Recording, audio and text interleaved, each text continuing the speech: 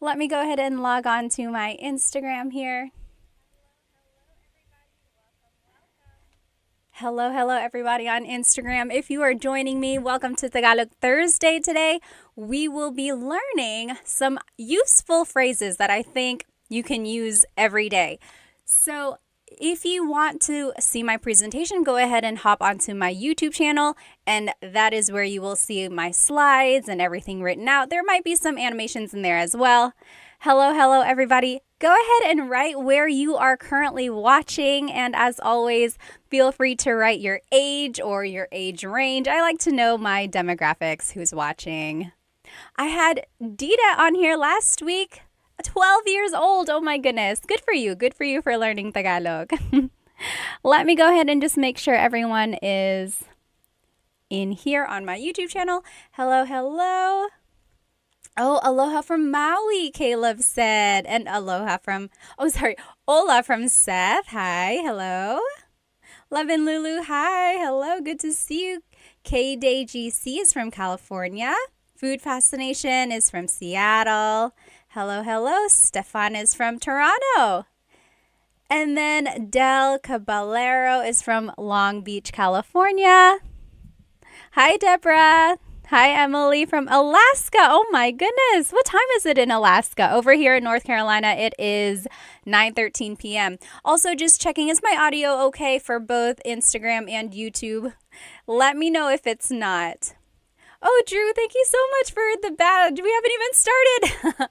If you enjoy anything from these lessons, from the lesson that I'm teaching tonight, please feel free to send me a super chat on YouTube or a badge on Instagram. Thank you so much. Any donation really helps me support Filipino businesses. By the way, my earrings tonight are from bling.co. If you can see them, they're handmade polymer clay earrings, and they have the Filipino sun on them. Hello, everybody. Oh, Kelly said, just married the love of my life. That is so great. Congrats. All right, let's go ahead and get started here. So again, this whole lesson is on my YouTube channel, and the recording will be on YouTube as well. So if you happen to not catch it, or if you want to rewatch it later, it will be here on my YouTube channel. Kelly is from Louisiana. Oh, Emily said audio is good. Good. All right. David is from New Hampshire. Deborah is watching from India. Hello. Okay, let's go ahead and get started. So today we will be learning some shopping phrases, or phrases that you can say while shopping in the Philippines, or phrases you can say while eating at a restaurant. However, a lot of these phrases will also work in different contexts. So I want you to take a note of them, even if you're not shopping in the Philippines or eating at a restaurant in the Philippines anytime soon. You'll see that a lot of them can be used in other contexts. So let's take a look at these. Hello. Mr. Sean is from Tampa, Florida. Welcome. Okay, so first of all, I just want to go over the different types of stores in the Philippines. Anyone here been to the Philippines?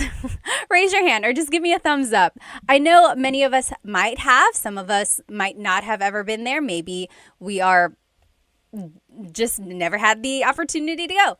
But in the Philippines, you might see little stores in people's houses. So usually if it's like a 2-story house, there might be a store in the first floor, and it's like their window has things that you can buy. So chips or rice or even some meat and fish, ice sometimes. Those are called sari-sari stores. Sari-sari. Sari-sari means like different things. Different. Because you can buy a lot of different things. So in my picture here, you'll see that you can buy rice, you can buy chips.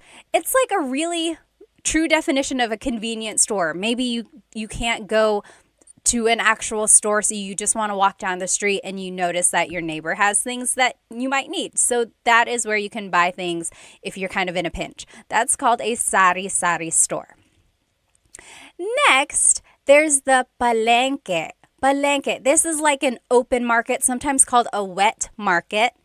And you can buy meats, vegetables, but really you can buy anything here: school supplies, clothes, household items. And the thing about the palenque is that some people might consider it not as clean as a grocery store because they are just there chopping up the meat, preparing the vegetables, weighing it right there. So it's not quite the same as a grocery store because everything is open. Another thing about the palenque is that they are open very, very early, like before dawn. They are hustling and bustling, getting their stalls ready. And then they're usually closed, or like activity isn't as busy in the afternoons. Whereas in the grocery store, they are open all day long, usually pretty busy. After people go, get off from work, they'll probably go there. So that's the difference between a palenque and like a grocery store. And then one more thing here, the Divisoria. Has anyone ever shopped at a Divisoria? So I love shopping at the Divisoria because they are known for very cheap products. Not cheap like poor quality, although some of it might be, but cheap as in very affordable. So if you want to get a good deal, this is where you would go, the Divisoria. And this is usually in like really busy areas. The Divisoria that I'm thinking of is in Manila, and some people might say it's a little sketchy. Just make sure you are aware of your surroundings when you are shopping in these places because everyone is trying to get a good deal, right? It can get kind of crowded. And an interesting thing about the Divisoria, literally in Spanish, the Divisoria means like the dividing line. And it got that name because back in the day when the Spanish colonizers were there, there was this city called Intramuros, literally meaning like the gated city. That's where government officials were. This was like where the elite lived. Intramuros. Right outside of Intramuros was where the Chinese immigrants were. They were kind of segregated. So this dividing line, the Divisoria, was dividing the wealthy Spanish from the Chinese immigrants who were kind of segregated. And then it got this reputation of having these affordable products from the Chinese merchants who were able to sell these goods for such a cheap price. And so from then on, this area has been known to sell these very affordable things. I think that's so interesting. I love history. I love Filipino things. Let me just catch up on some of these comments here. Hello. Oh, Love and Lulu said, in Pampanga, there's a lot of pickpocketers. I think in any big city, yes, Manila, even Cebu City, you just got to be aware of your surroundings. Yes, very good. Oh, Rua said, I love your content. I'm from Japan. Hello. Welcome. All right, let me check over here on YouTube. Oh, Belle said, going soon, going to the Philippines. Oh, very good. Oh, Lost in the Philippines says, I am in Manila right now. Well, have fun. All right. A lot of people are planning to go soon. Oh, hi, Dita. There you are. Good to see you. Okay. Yes, so here are the different types of stores. So sari-sari, palengke, divisoria. These are known for like places where you can haggle the price. So if you are good at maybe bartering or like asking for a lower price, these are the places to go for that. However, if you go to like a mall, those prices are pretty set in stone, right? You can't really haggle a price tag at the mall. And the picture here on my YouTube channel, if you are looking with me, this is the Mall of Asia. Raise your hand if you've been to the Mall of Asia before. At one point, it was the biggest mall in Asia, but I think last I saw, there are bigger malls now, I think in other countries, but it's still the biggest mall in the Philippines. There's a skating rink, there's like places to watch shows and things like that, and there are lots and lots of floors up there. If you have been there, what is your favorite part of the Mall of Asia? I haven't been there in a very long time. I think one of my favorite things about the Mall of Asia is the surrounding. Like, it's surrounded by water and you can get a lot of good pictures over there. All right, so that's the mall. That is another place you can go shopping. And then lastly, nowadays, people can go shopping online. So online selling, I don't know if you've ever seen them. It's much like here in America, or if you're just scrolling through your TikTok, a lot of people will sell things online. They'll just hold up the product, and then whoever says mine in the comments, that will go to them. So those are just some different stores in the Philippines. Okay, awesome. Corner is from North Carolina. Welcome, welcome. Are we neighbors? You must be in my backyard. Yes. Frank said, amazing that they have a skating rink inside of the Mall of Asia. Oh, yes. Oh, TMD Texas says, Mall of Asia fireworks. I don't think I've seen the fireworks at Mall of Asia. Yes. The great Chadsby said MOA. That's what they call it, Mall of Asia, MOA. Very good, very good. Okay, so let's jump into these phrases now. So if you are shopping, oh my goodness, I don't know why I have this filter on my Instagram.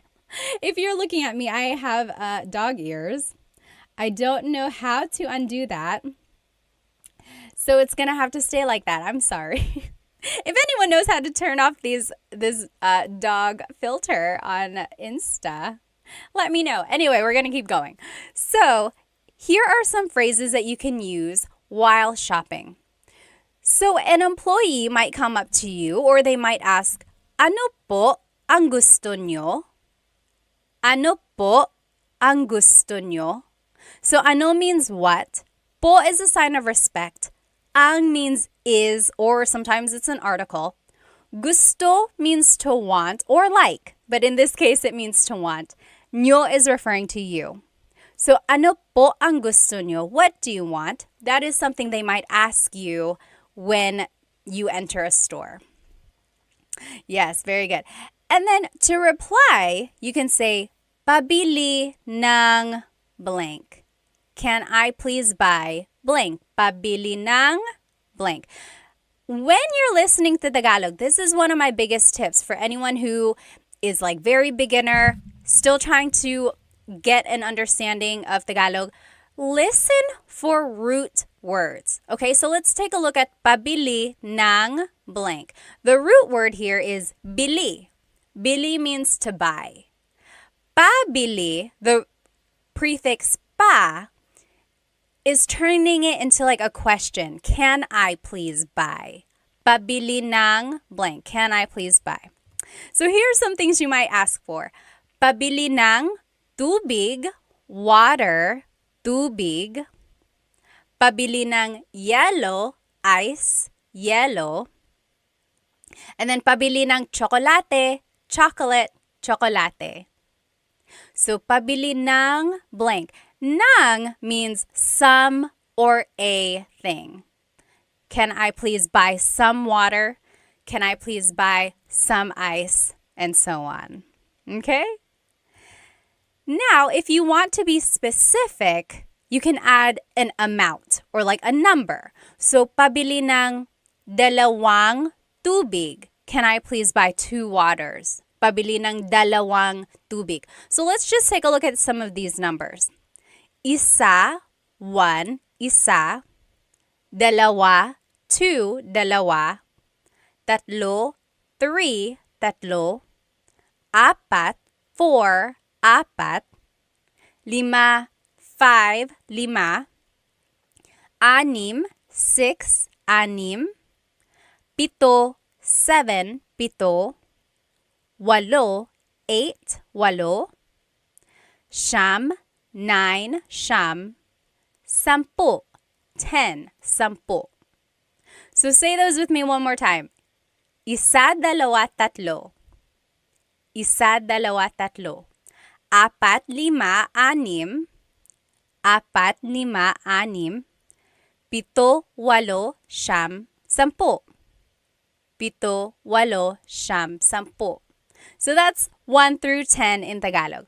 Again, if we want to use them, so if I want to say, can I please buy 3 waters? Pabili ng tatlong tubig. So the number goes before the noun. Now, I want you to listen carefully, okay? So I am saying, tatlong. Tatlong. There's an NG at the end of the number. The number is tatlo, but I'm saying tatlong tubig. That is because technically you're saying 3 of water. Tatlo ng tubig. So 3 of water. The NG we're just adding there at the end, or tatlo na tubig. And you only add this NG if the number ends in a vowel. So pabili ng isang tubig, pabili ng dalawang tubig. So both of those end with a vowel, so we're adding the NG. If the number ends in a consonant, we don't add NG, we add the word na. Take a listen. Pabili ng 4 na tubig. Can I please buy 4 waters? Pabili ng 6 na tubig. Can I please buy 6 waters? So that's the difference there. You can make the contraction if the number ends in a vowel. Dalawang tubig, tatlong tubig. If the number ends in a consonant, then you add the word na. 6 na tubig, 9 na tubig. Okay? So that's just a little side note. You could always say the number in English. Pabili ng tubig, how many? 6. 6 po. They'll get the idea. Okay? But if you want to practice your numbers, that's a good chance to do it. Okay.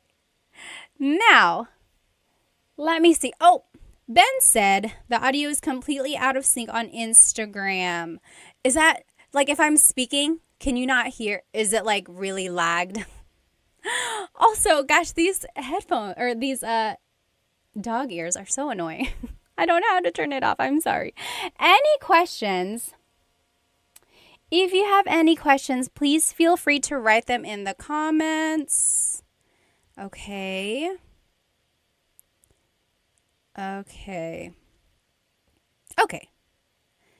It sounds like the audio is okay. Maybe it is the dog filter. I'm sorry. Again, if anyone knows how to turn this filter off, let me know. Anyway, we'll keep going. So those were some basic phrases. Now, if you want to ask how much something is, how much is something? So, magkano ito? Magkano ito? That means how much is this? Magkano ito? Now, again, if you are good at haggling, if you are good at bartering or asking for a lower price, this is something you could say. Walang tawad.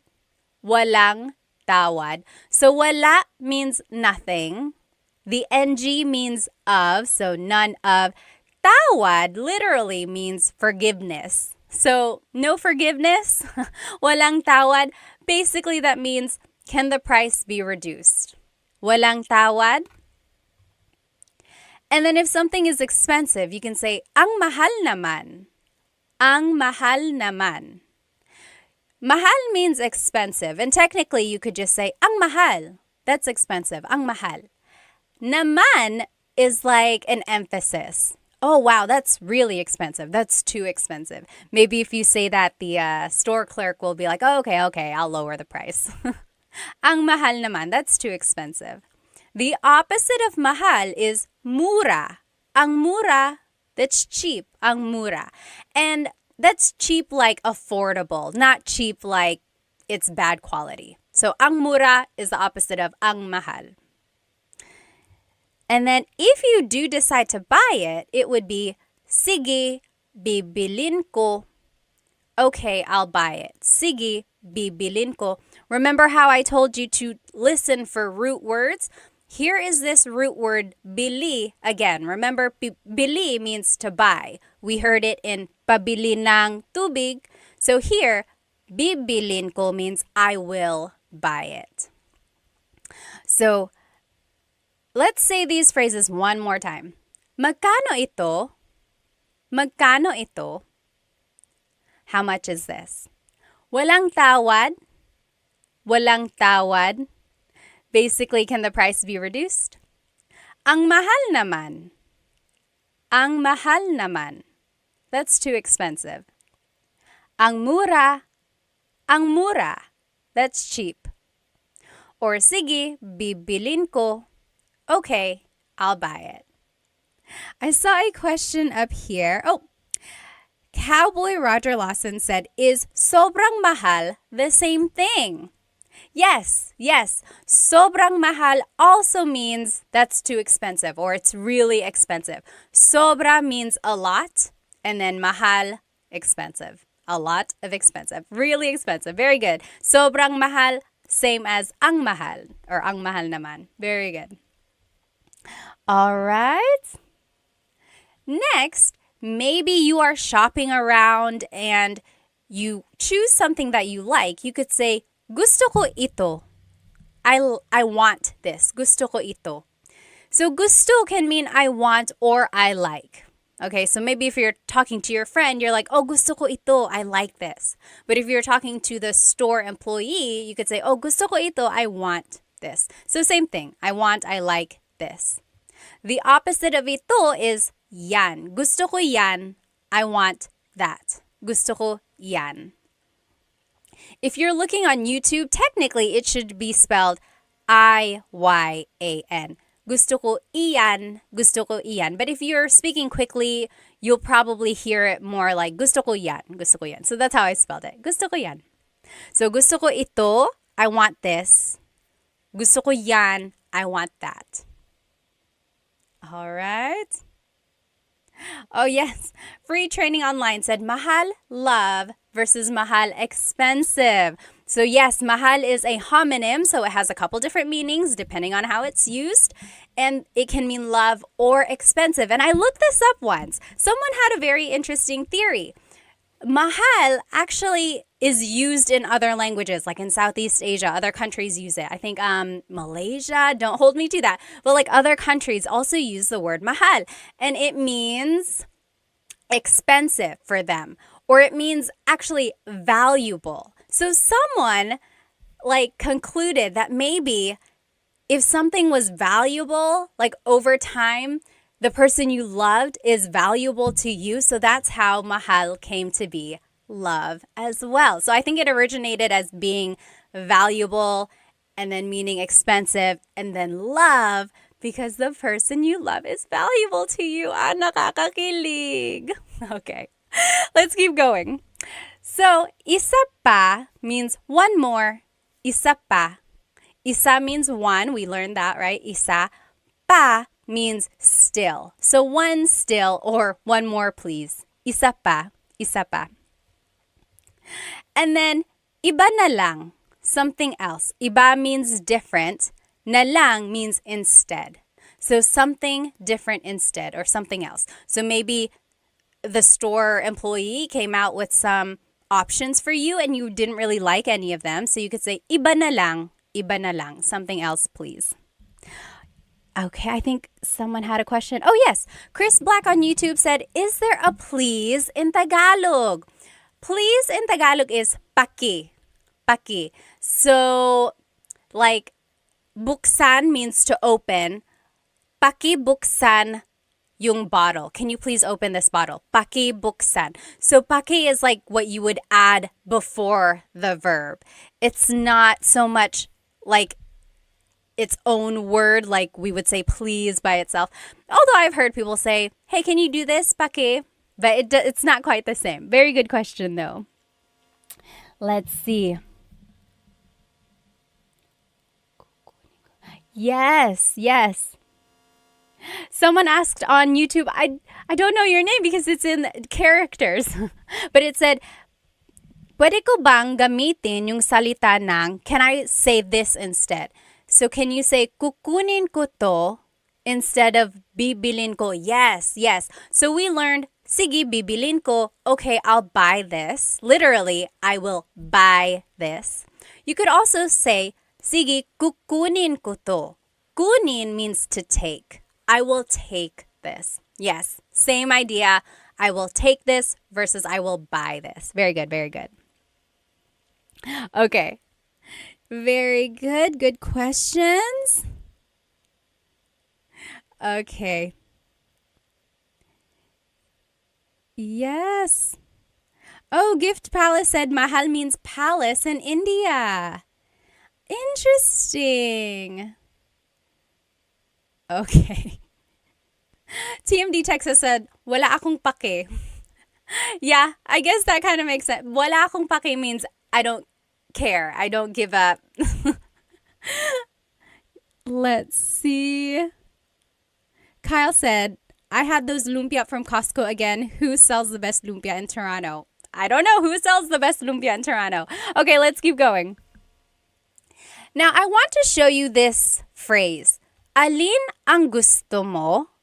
Alin ang gusto mo? This might be a question that a store employee might ask you. Alin ang gusto mo? Alin ang gusto mo? Alin means which. Ang means is. Gusto means to want. Mo is referring to you. Alin ang gusto mo? Which do you want? So for example, maybe if there's something behind the counter and you're like, hey, I want one of those. And they're like, oh, alin ang gusto mo? Which do you want? Here are ways you can respond. We already learned, gusto ko ito, gusto ko yan. I want this, I want that. But you can also add an adjective. For example, gusto ko yung, I like the or the one that is, and here are some colors. Gusto ko yung pula, I want the red one. Gusto ko yung kahel, I want the orange one. And then just some other colors. Dilaw, yellow, dilaw. Verde, green, verde. Azul, blue, azul. Lila, purple, lila. Puti, white, puti. Itim, black, itim. Now, before you get on my case, yes, these are the Spanish colors, because remember the Philippines has a lot of Spanish influence both in the culture and the language. There are true Tagalog colors, like for verde and azul, but most commonly, they would just say the Spanish color. And I want you to sound natural, right? I want you to sound like you know what you're talking about. So there are true Tagalog colors. They are just not as commonly used. You are welcome to use them, but these are the ones that are just more commonly used in conversation, and I want you to sound natural, okay? So again, this is the phrase or the sentence structure you could use if you want to say, oh, I want the red one. I want the blue one. Which one do you want? I want the white one. Gusto ko yung puti. Gusto ko yung itim, the black one. So you would just add the adjective there at the end. If you're talking about something and it's not a color, you could use a different adjective. For example, gusto ko yung malaki. I want the big one. Gusto ko yung malaki. Malaki means big. Or gusto ko yung maliit, the little one. Gusto ko yung maliit. So you see, you're just sticking the adjective there at the end, and it means I want the blank one, the small one, the big one. Okay? And then another example, gusto ko yung mahal. I want the expensive one. Gusto ko yung mahal. Or the opposite, gusto ko yung mura. I want the cheap one. Gusto ko yung mura. Okay, so that's kind of a simple one there. Simple sentence structure. And then you could use this sentence structure for other things. Like if you're trying to decide on what you want to eat for dinner, you could say, oh, gusto ko yung adobo. I want the adobo that we had yesterday. Or gusto ko yung pansit. I want the pansit that you cooked. Okay? So gusto ko yung, I want the blank. Now, I always get asked in my classes, what is the difference between ang and yung? Because we learned gusto ko yung blank. Ang and yung both mean the. They are both articles. However, ang is usually used more in a general sense, whereas yung usually is used more for a specific thing. So, in our example, gusto ko yung puti. I want the white one. If someone said, gusto ko ang puti, it's like, I like the white one. Like, it's not as committal. I don't know. It's hard to explain. Here's one way to take a look at it. So it's the dress versus the dress. There's the dress, that's ang. Then there's the dress, that's yung. So it's kind of like a different way to think about something. Okay. All right. Let's keep going here. Oh, Chandra said, are you taking online classes? We are just wrapping up class 4 now. So I did 1, 2, 3, and 4. So my class sets are just about done. Hopefully I can start another set in the fall. Okay, but I will still try to do these Tagalog Thursdays. This is like my 4th or 5th week. These have been fun. So join me every Thursday. Okay, now if you want to be respectful while you are shopping, you can add po to any of the phrases we just learned. So remember, in the Philippines, we say po to be respectful to our elders, but also to people in authority. So, like priests, doctors, police officers, but also even if they're not in authority, if you just want to be respectful, like to someone who is working at a store, feel free to add po. Here are the common placements of po. Usually it's the second word in the phrase. Most commonly, it's the second word. Or it goes after the words ko or na if either of those appear in the phrase. Ko means I or my. Na means already. So if either of those two words appear in a phrase, po usually goes after that. Or po just goes after a set phrase. So when in doubt, always add po to the end of anything you say and it will be respectful. Okay, that is key there. When you are learning po and you want to be respectful, just add it to the end and it will always work. But let's take a look at the phrases we just learned and see where the po usually goes. Pabili po ng blank. Can I please buy blank? So as you can see, it's the second word there. Pabili po ng tubig. Pabili po ng blank. Or magkano po ito? How much is this? Again, it's the second word there. Walang tawad po. It's just after this set phrase. And basically for the rest of them too. Ang mahal naman po. It's a set phrase, so it just goes at the end. Ang mura po. Another set phrase. And then, sige po, bibilin ko po. It's just another set phrase. Okay. Let's see. And then just to finish up, here are the other phrases we learned and where po would go. Gusto ko po ito. I want this. Gusto ko po yan. I want that. Remember, we learned gusto ko ito, gusto ko yan. Gusto ko ito, gusto ko yan. If you want to add po, it's gusto ko po ito, gusto ko po yan. And that was rule number 2. If ko appears in the phrase, po would go after that. Next, isa pa po. Isa pa po, that's just a set phrase. One more, please. And then, iba na lang po. Something else, please. Iba na lang po. Just another set phrase. Let me catch up on some of these questions.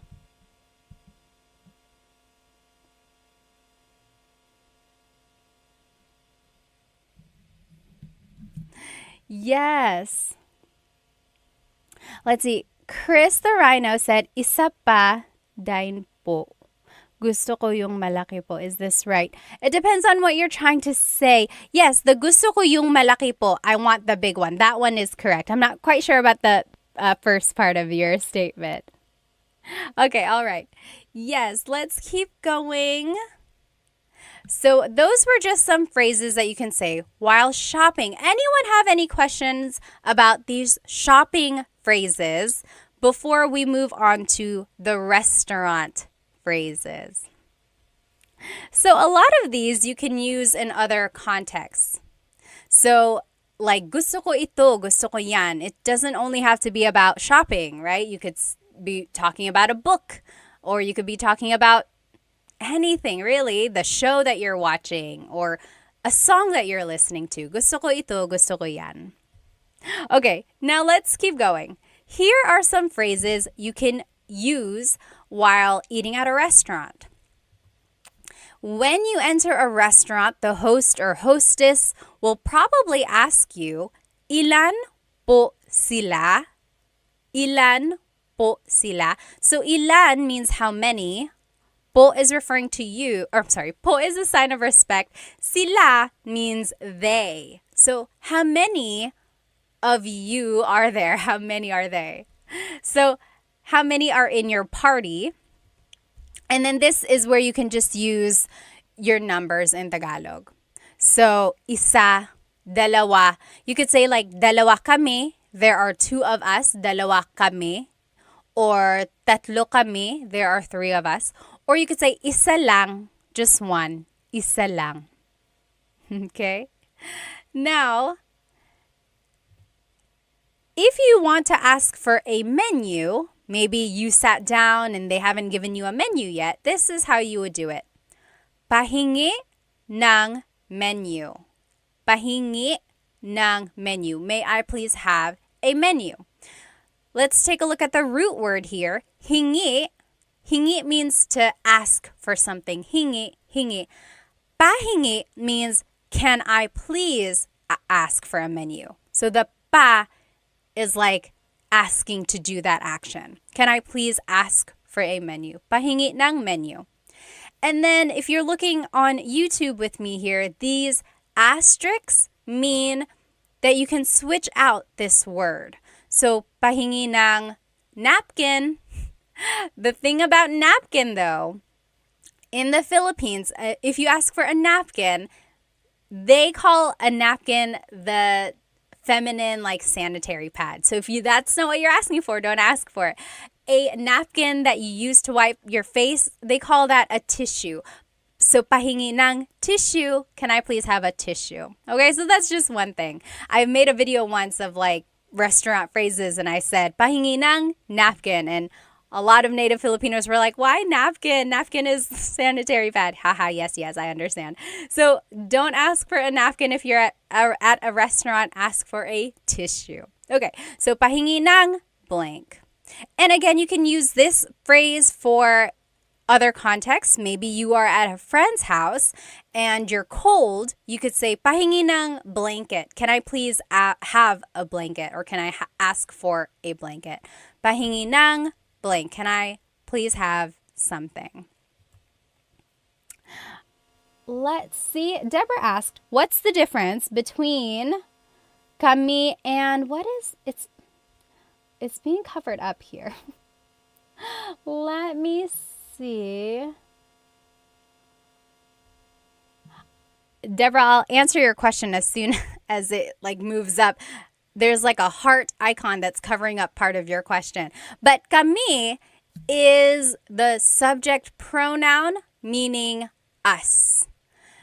And there are other pronouns that mean us or we, but they're probably a different type. There's possessive pronouns, there's subject pronouns. Kami is us in the subject pronoun. Oh, I see. Deborah asked, what's the difference between lang and kami? So I said, isa lang, only one. Lang means only. Kami means us. So dalawa kami, there are two of us. So that's the difference, lang and kami.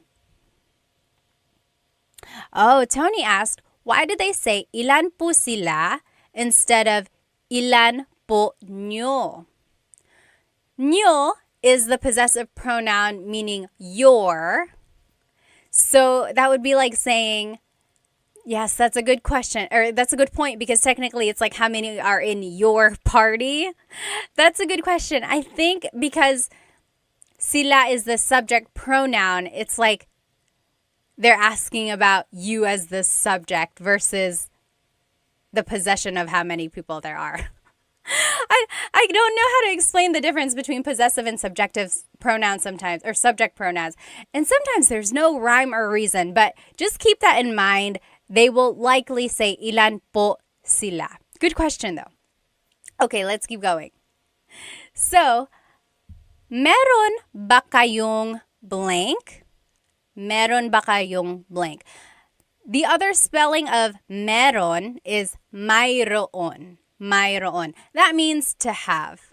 Meron means to have. Ba is a question word. Kayong means you all, you plural. And then adobo, do you have adobo? Maybe you are looking at the menu and you just want to ask or double check, meron ba kayong adobo? Do you have adobo? So that is one question you can ask. And then again, it's underlined because you can always switch that out. Meron ba kayong pansit? meron ba kayong blank? Meron ba kayong sinigang? Do you have pansit? Do you have sinigang? And then you can use this phrase in other contexts. Meron ba kayong aso? Do you have a dog? I'm scared of dogs. Meron ba kayong aso? Do you have blank? Okay. Next, if you want to ask about the food, you can say, maanghang ba ito? Is this spicy? Maanghang is spicy. Ba is a question word. Ito means this. Maanghang ba ito? Is this spicy? And then they would say, oo or hindi, yes or no. This is a good phrase to know if you are allergic to something. So, allergic ako sa blank. Allergic ako sa blank. I am allergic to, and here are some things you might be allergic to. Allergic ako sa mani, peanuts. Allergic ako sa mani. Or allergic ako sa gatas, milk, gatas. Or allergic ako sa itlog, eggs. Itlog. And feel free to fill in the blank with an English word. So, allergic ako sa garlic, allergic ako sa blank. And it doesn't only have to be food. It could be allergic ako sa pusa. I'm allergic to cats. Allergic ako sa blank. I am allergic to something. Next, maybe you are done reading the menu and the waiter comes over and says, ano po ang order nyo? Ano po ang order nyo? Ano means what? Po is a sign of respect. Ang means is or are. Order is order. Nyo is referring to you. So what is your order or what would you like to order? Ano po ang order nyo? Ano po ang order nyo? Your response would just be, gusto ko ng blank. Gusto ko ng blank. I want blank. And if you want to add a couple different things, the word and in Tagalog is at. So let's take a look at these. Here are some things that you might order. So kanin is rice, kanin. Kape, coffee, kape. Tubig, water, tubig. Tsaa, tea, tsaa. Gulay, vegetables, gulay. And prutas, fruits, prutas. So if I were to ask you, ano po ang order nyo? What is your order? You could say, gusto ko ng kanin at gulay. I want some rice and vegetables. Or, gusto ko ng tsaa at kape, tea and coffee. Okay, so that's how you would kind of respond there. Let me just catch up here. All right. The great Chadsby said, allergic ako sa isda. He is allergic to fish. Yes, that's one way you can use that. Oh, thank you, Spooky. I'm glad you've enjoyed my videos. Thank you, thank you. Yes, Dave asked, nag-stream ba kayo sa YouTube? Yes, this is on YouTube right now, so you can follow along. Okay, any questions about any of these phrases that we have learned so far? So we know how to say how many are in our party. We've learned how to order something. We've learned how to say things we're allergic to. Now, maybe the food is finally here. You can say, ayan na. There it is, ayan na. Ayan na. That's just an expression. And you can use that in other contexts, not just at a restaurant. Maybe you are at a concert and the opening number was taking a long, long time. You're like, where is the people I actually want to see? So you could, when they come out, you could say, oh, ayan na, there they are. Ayan na, ayan na, there it is. And then a lot of people say, kain tayo, let's eat. Kain tayo, or kain na tayo. Na means already, or sometimes it's like an emphasis. Let's go ahead and eat. Kain tayo, kain na tayo. Now, here are some ways to ask or to talk about the food if it's delicious. So, masarap ba? Masarap ba? Is it good? Is it delicious? Masarap ba? Masarap ang pagkain. Masarap ang pagkain. The food is good. You can switch out pagkain and say masarap ang adobo. The adobo is good. Or masarap ang kape. The coffee is good. Masarap ang blank. The blank is good. To be specific, masarap ito. This is good. Masarap ito. Or masarap yan. That is good. Maybe if you tasted your friend's dish, you could say masarap yan. That's good. And then just in a general sense, it would be ang sarap. It's so good. Ang sarap. Ang sarap. Oh, Chris asked a good question on YouTube. What if you wanted to order 2 adobo? Gusto ko dalawa. It would be gusto ko ng dalawang adobo. Gusto ko ng dalawang adobo. So this is kind of where that, remember if it ends in a vowel, then you could just add ng. Gusto ko ng dalawang adobo. I want 2 of adobo. Very good question. All right. Next, if you want to talk about the food and maybe it's not so good, here are some things you might say. Maalat. It's salty. Maalat. That means salty. If you joined my live a couple weeks ago, we learned how to use adjectives. And there are a couple different ways to use an adjective. So you could say maalat, it's salty, maalat. Or you use the root word and say ang alat. It's salty, ang alat. They both mean the same thing and they are used interchangeably. Maalat, it's salty, or ang alat, it's salty. Sometimes ang alat, that form is a little bit more like it would mean, oh, it's so salty. It's too salty. Like it's a little bit more expressive. Or it's like really that thing. Next, matabang. That means tasteless or it needs more seasoning. Matabang, matabang. And then hindi masarap. It's not good. It doesn't taste good. Hindi masarap. All right, so those are just some ways to say, to describe food if it does not taste very good. Okay? So next, maybe you are on your way home and you are talking about your experience at the restaurant. Here are some things you could say with the people you are riding home with. Nagustuhan mo ba yung pagkain? Nagustuhan mo ba yung pagkain? So the root word again, gusto, means to like. Nagustuhan means to have liked. So it's past tense. Mo is referring to you. Ba is a question word. Yung pagkain means the food. So, nagustuhan mo ba yung pagkain? Did you like the food? And then your response would just be oo or hindi. Yes or no. Oo, hindi.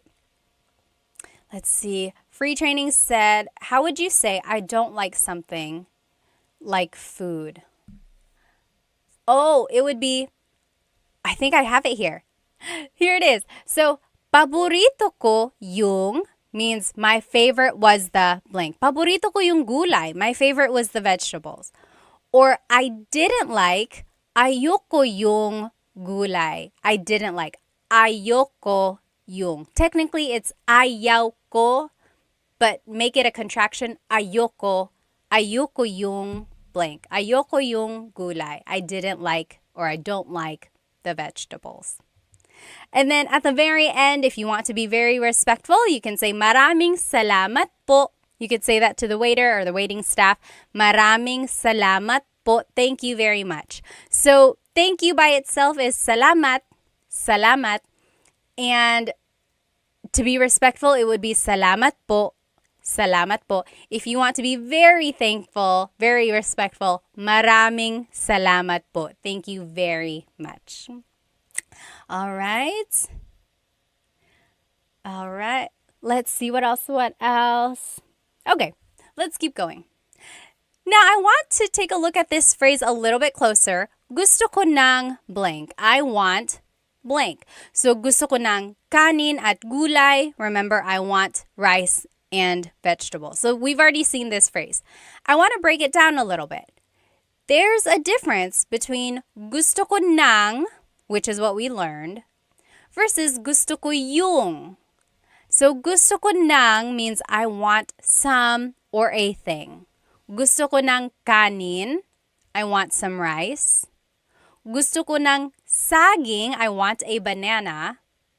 Gusto ko ng tubig, I want some water. So as you can see, ng can be some or a thing, depending on what you're trying to say. So gusto ko ng blank means I want some or a thing. I want. However, if you say gusto ko yung, that means I like something. So gusto ko ng means I want. Gusto ko yung means I like. So let's take a look at these. Gusto ko yung tinapay. I like the bread. Gusto ko yung tsaa. I like the tea. Gusto ko yung server natin. I like our waiter. Okay, so that's the difference there. The ng means you want it. Yung means I like it. It's a very minor difference. If you happen to mix it up, it's not that big of a deal. However, there is a difference when it's a question. So let's take a look at this. Gusto mo ba ng tinapay? Gusto mo ba ng tinapay? The ng means do you want some bread? Do you want some bread? Gusto mo ba ng tinapay? However, if you say, gusto mo ba yung tinapay? Gusto mo ba yung tinapay? That means, do you like the bread? The bread that we are eating right now, do you like it? So that's just the difference there. It really pops out when it's a question.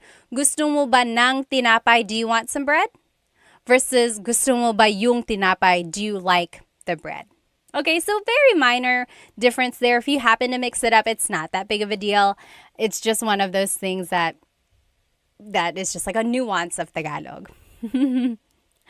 Mr. Urban World said, gusto ko ng McDonald's. Ako din.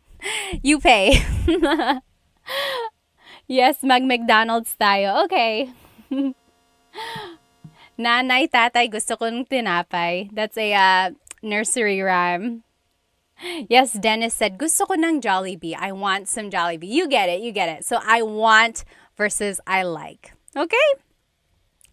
Now, we are wrapping it up here. I will finish this lesson by asking you, ano ang paborito mong restaurant? Ano ang paborito mong restaurant? Can you figure out what I'm asking you? And then type it in the comments. Ano ang paborito mong restaurant? Or another way to ask it is, ano ang paborito mong kainan? Like, kainan literally means like the place to eat. So it's like technically restaurant. So yeah, that's the way you could say it. Ano ang paborito mong kainan? Yes, very good. Filipino 25, got it right. What is your favorite restaurant? Love and Lulu said, my favorite restaurant is Korean. Lucky said chicken adobo, barbecue. Very good. Yes, SF180, you got it. Very good. Yes, Tony said, how would you say I want that bread? So I want that bread would be gusto ko yung tinapay. Now, that bread, like the specific one, would be like, gusto ko yung tinapay na yun. Gusto ko yung tinapay na yun. I like that specific bread. Very good.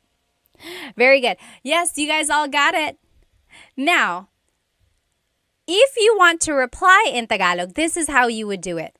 Paborito ko ang blank kasi blank. So, ano ang paborito mong restaurant? Paborito ko ang, here are some examples. Paborito ko ang Jollibee kasi masarap ang pagkain. So, kasi means because, kasi. And then, masarap ang pagkain means the food is delicious. Very good. Paborito ko ang blank kasi blank. I want you to write that in the comments. Ano ang paborito mong restaurant? And then formulate your answer. Paborito ko ang blank kasi blank. Here's another example. Paborito ko ang McDo kasi mura lang. So my favorite is McDonald's because it's cheap. So that's just to show you the sentence structure here. Paborito ko ang blank kasi blank. My favorite is blank because blank. I'm just reading some comments here. So Free Training said, there's that word ba, and if you continue saying it, it becomes many different words. Oh, the ba. Are you talking about like ba. A lot of comedians make jokes about that, right? Like ba. So depending on how you're saying it, it could be ba, chin, ba. Emphasis is on the first syllable, ba. Then there's ba. Emphasis is on the second syllable. That means to go down, ba. Like going down an elevator, ba. Then there's ba, like the question word that we know. So a lot of people say like, ba ka ba? Are you going down? Ba ka ba? Are you gonna go down the elevator or going down the stairs? Yeah. Funny. All right. Let's see what people's answers were. Oh, Tony said, paborito kong restaurant, ang Red Lobster. Or, paborito ko ang Red Lobster kasi, because, why? Very good. Paborito ko ang ... So, those are just some phrases that you can use when you're shopping or when you're eating at a restaurant. Parker said, paborito ko ang mesa kasi masarap ang sisig. I've never eaten there before. Saan yan? Where is mesa? Filipino25 said, love your earrings. Thank you. They are from bling.co. Make sure you find them on Instagram. Okay. So again, just to review, this is what we learned today. We learned the different types of stores. Remember, there are some stores in people's houses. Those are called sari-sari stores. Sari-sari means a variety, like a variety of things, because they sell a variety of things at their stores. So the stores in people's homes, those are sari-sari stores. Then there's the palengke, or the wet market. You can buy produce, you can buy meats, you can buy household items there. Then there's divisoria. That's like an outdoor, it's not even outdoor. It's just like a bazaar, or like a place where you can buy really affordable things, usually clothes or even household items as well. And then there's the mall. Of course, you can't really haggle the price at the mall. Those price tags are pretty set in stone. And then there's online selling, of course. And then we also learned some shopping phrases. So, can I please buy something? Or asking for more or something. Then we learned how to incorporate numbers and colors. And then we learned that you can use a lot of these phrases in other contexts, right? Not only in shopping, you can ask for something, maybe if you're at a friend's house, or you can say these phrases maybe when you're just hanging out, like watching a movie. And then lastly, we finished off by learning some restaurant phrases as well. We learned how to describe food, if food is delicious or something like that. Let me just catch up here. Oh, Hoff Basse said, shout out from Tagaytay, Vesh. When my kid gets old enough, I want him taught by you. Sige, kaya mo yan. You can do it. G-Max said, hi from Canada. Hello from Victoria, BC. Hello, everyone. Oh, Deborah said, what's pasalubong? Anyone know what pasalubong is? Pasalubong is, so salubong, the root word salubong means to to like meet someone where they are. Salubong. Pasalubong is a souvenir usually brought by someone who has been away. So usually Filipinos who go back to the Philippines have a lot of pasalubong for their families. So chocolates, t-shirts, toys for kids, a lot of the things that they can't afford on their own, or things, just a way to show that you've been thinking of them. Or like if you just happen to go on a business trip, you might bring a pasalubong back for your family because you thought of them while you were away. That's a pasalubong. All right. Jackie said, hey from the Bay Area. Hello, hello. Alrighty. Yes, you meet them and give them a gift, Love and Lulu said. Well, I will see you next Tagalog Thursday. If you joined our lesson midway, I will be redoing this lesson sometime during the week. I like to do my lives twice, just in case anyone wasn't able to join. The recording will be on my YouTube, but I know people like to be in the chat and like ask their own questions. I wasn't able to do a repeat of last Thursday's, so I will do a repeat of that one too. So there will be 2 repeat lessons. Anyway, if you have any questions, please feel free to write them in the comments and then I will try to answer. Have a good rest of your night, everybody. Salamat.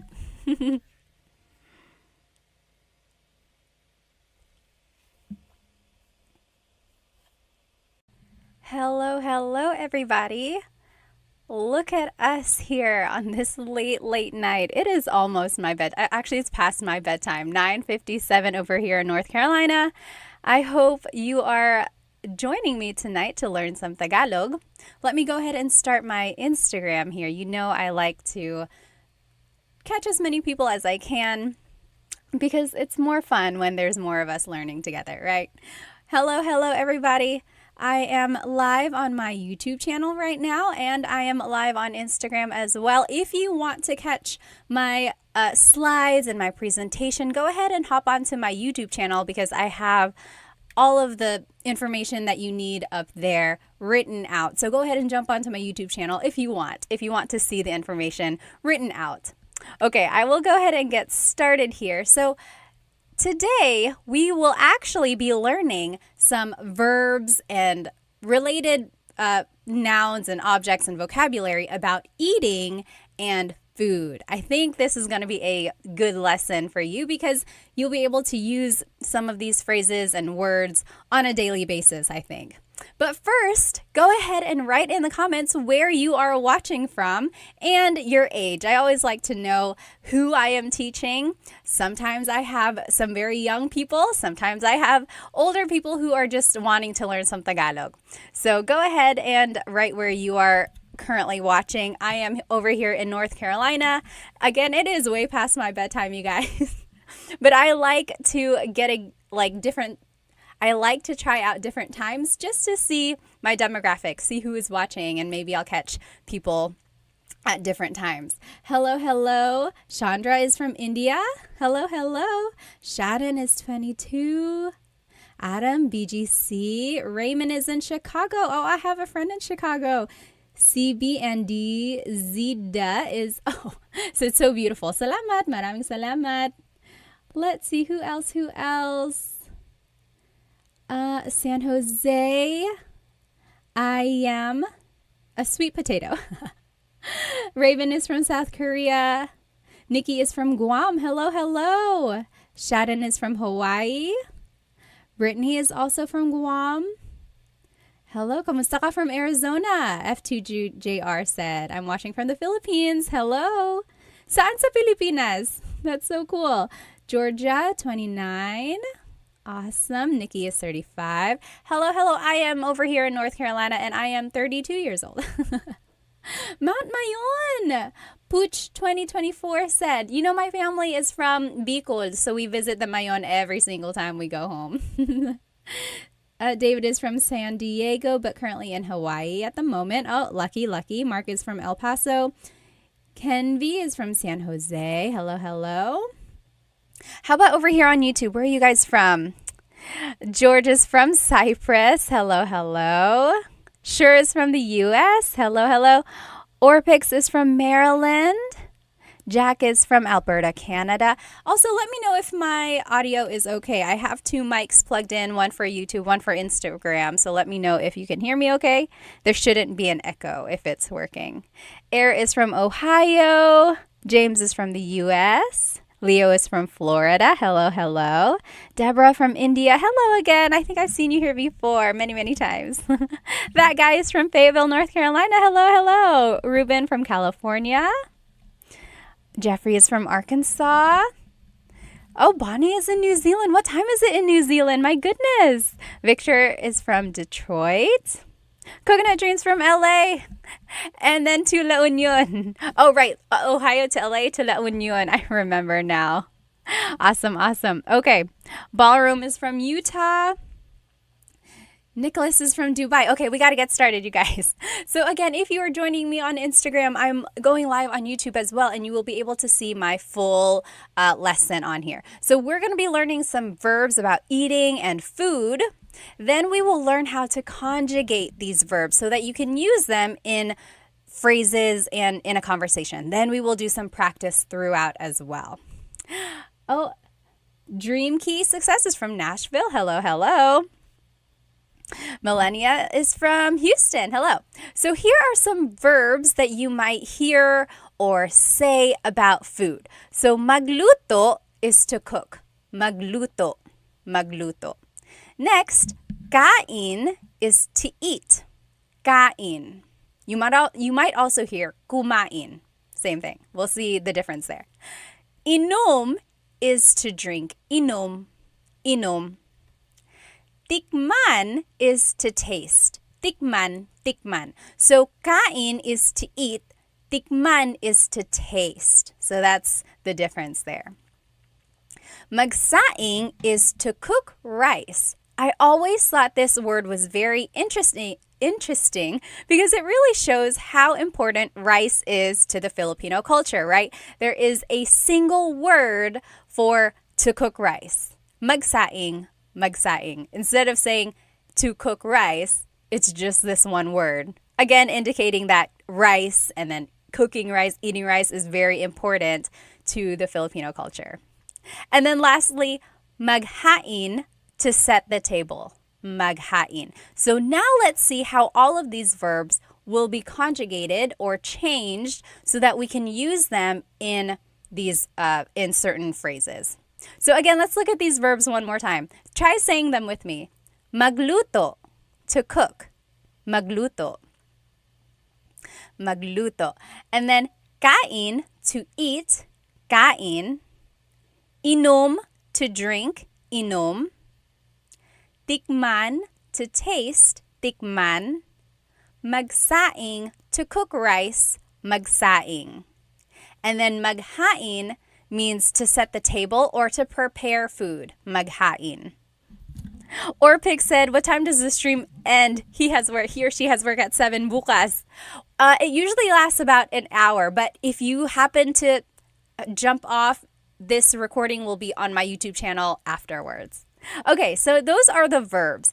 Now, just a note about verb conjugation in Tagalog. So, first of all, a verb is an action word. Sometimes I like to just start from the very basics so we don't lose any information. So, a verb is an action word, okay? And then to conjugate means to change into a different form. One time in my class, I was throwing this word around, conjugate, and someone asked, sorry, what does conjugate mean? So conjugate means to change into a different form. Okay, so we have to change it depending on the tense we are using. So here are the different types of tenses. There's the present tense. I am eating. Right now, I am eating. That's the present moment, right? The current moment in time, present tense. Then there's past tense. So past tense is like yesterday or last week, the other month. So it's already happened. That's past tense. Then there's future tense, which is tomorrow, next week, next year. It will happen in the future. That's future tense. Then these are just some other tenses. There's the present perfect tense, like you have been eating. There's the pluperfect tense. I had eaten lunch, and then there's just so many more in English. So that's just the idea here. We're going to take a verb and then we're going to conjugate it or change it depending on the tense. Okay? And feel free to write any questions in the comments. Oh, Timmy Time said, hello, Pat. Hello, kamusta ka? Sometimes they go really fast, these comments. So if yours gets pushed up too quickly and I don't catch it, feel free to write it again. Okay, so that is just an overview of verb conjugation. Now, in Tagalog, there are 5 main types of verbs. I love linguistics and I love grammar. So take a look at this. There's mag verbs, ma verbs, in, and e verbs. Okay, so those are the 5 different types of verbs. We're going to focus on only a few of them tonight because not all of the verb types are covered in the verbs that we talked about. But you'll see kind of this pattern that we have to follow. BK Park said verb conjugation is sobrang mahirap. Verb conjugation is very hard. It can be hard.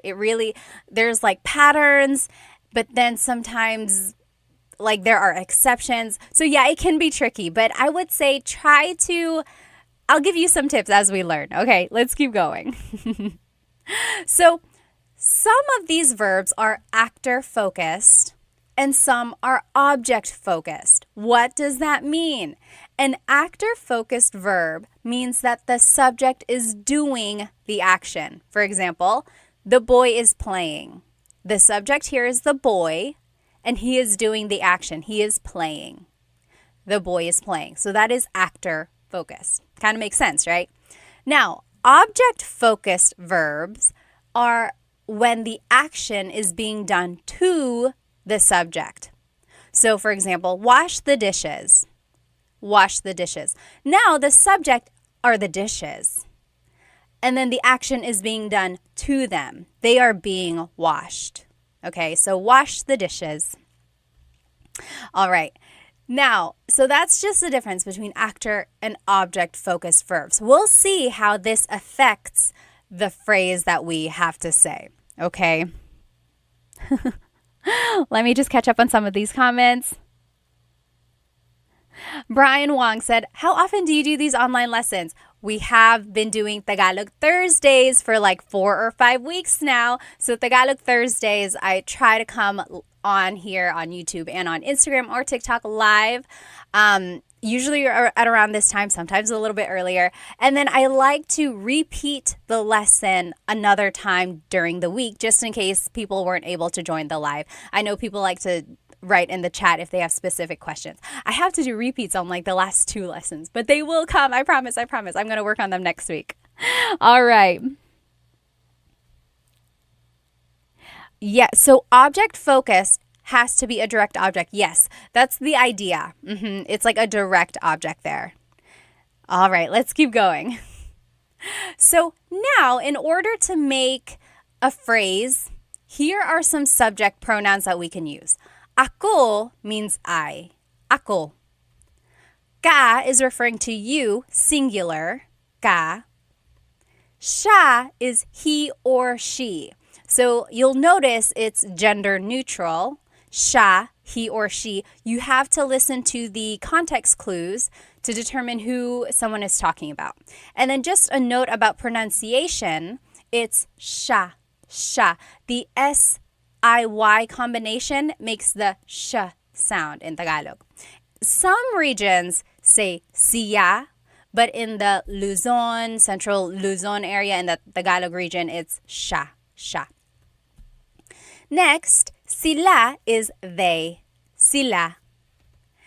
Tayo is we inclusive, tayo. And then kami is we exclusive. So in Tagalog, there are 2 types of we. There's inclusive and exclusive. For example, tayo is all of us together. It's inclusive. Everyone is included.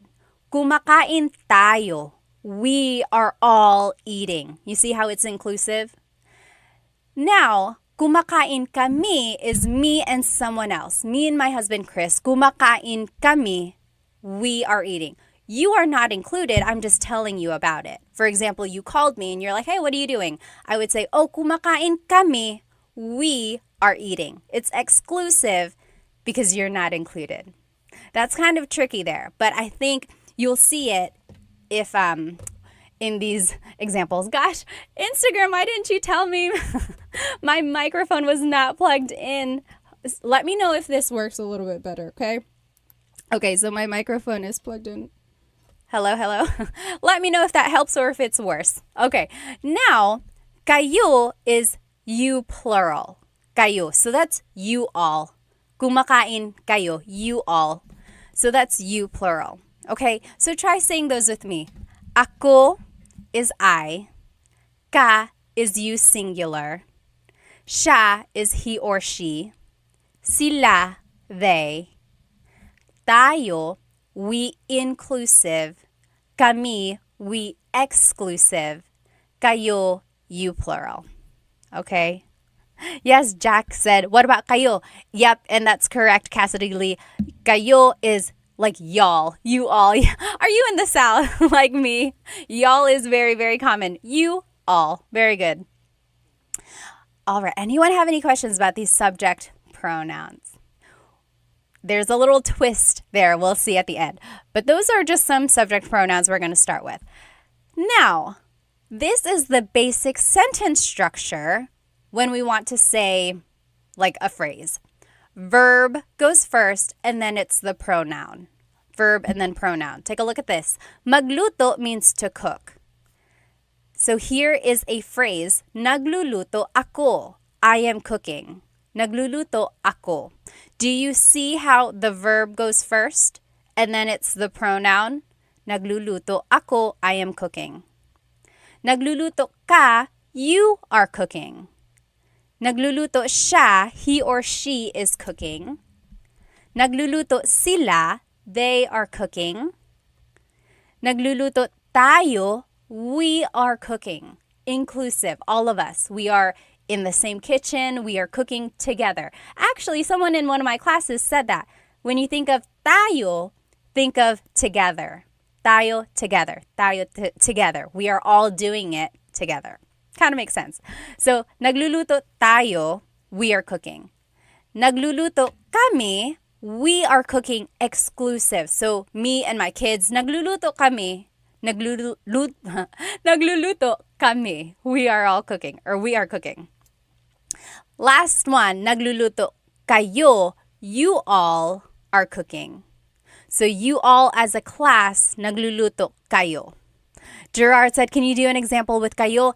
Yep, that last one. Nagluluto kayo. Nagluluto kayo. Okay. Oh, Jack said, how does mag end up nag? Very good. That's a good question. It's part of the conjugation pattern. We'll see it in just a minute. Okay? Now, just a note about Tagalog verbs. All Tagalog verbs have a root word. There's a root in there. So take a listen or listen carefully for the root words.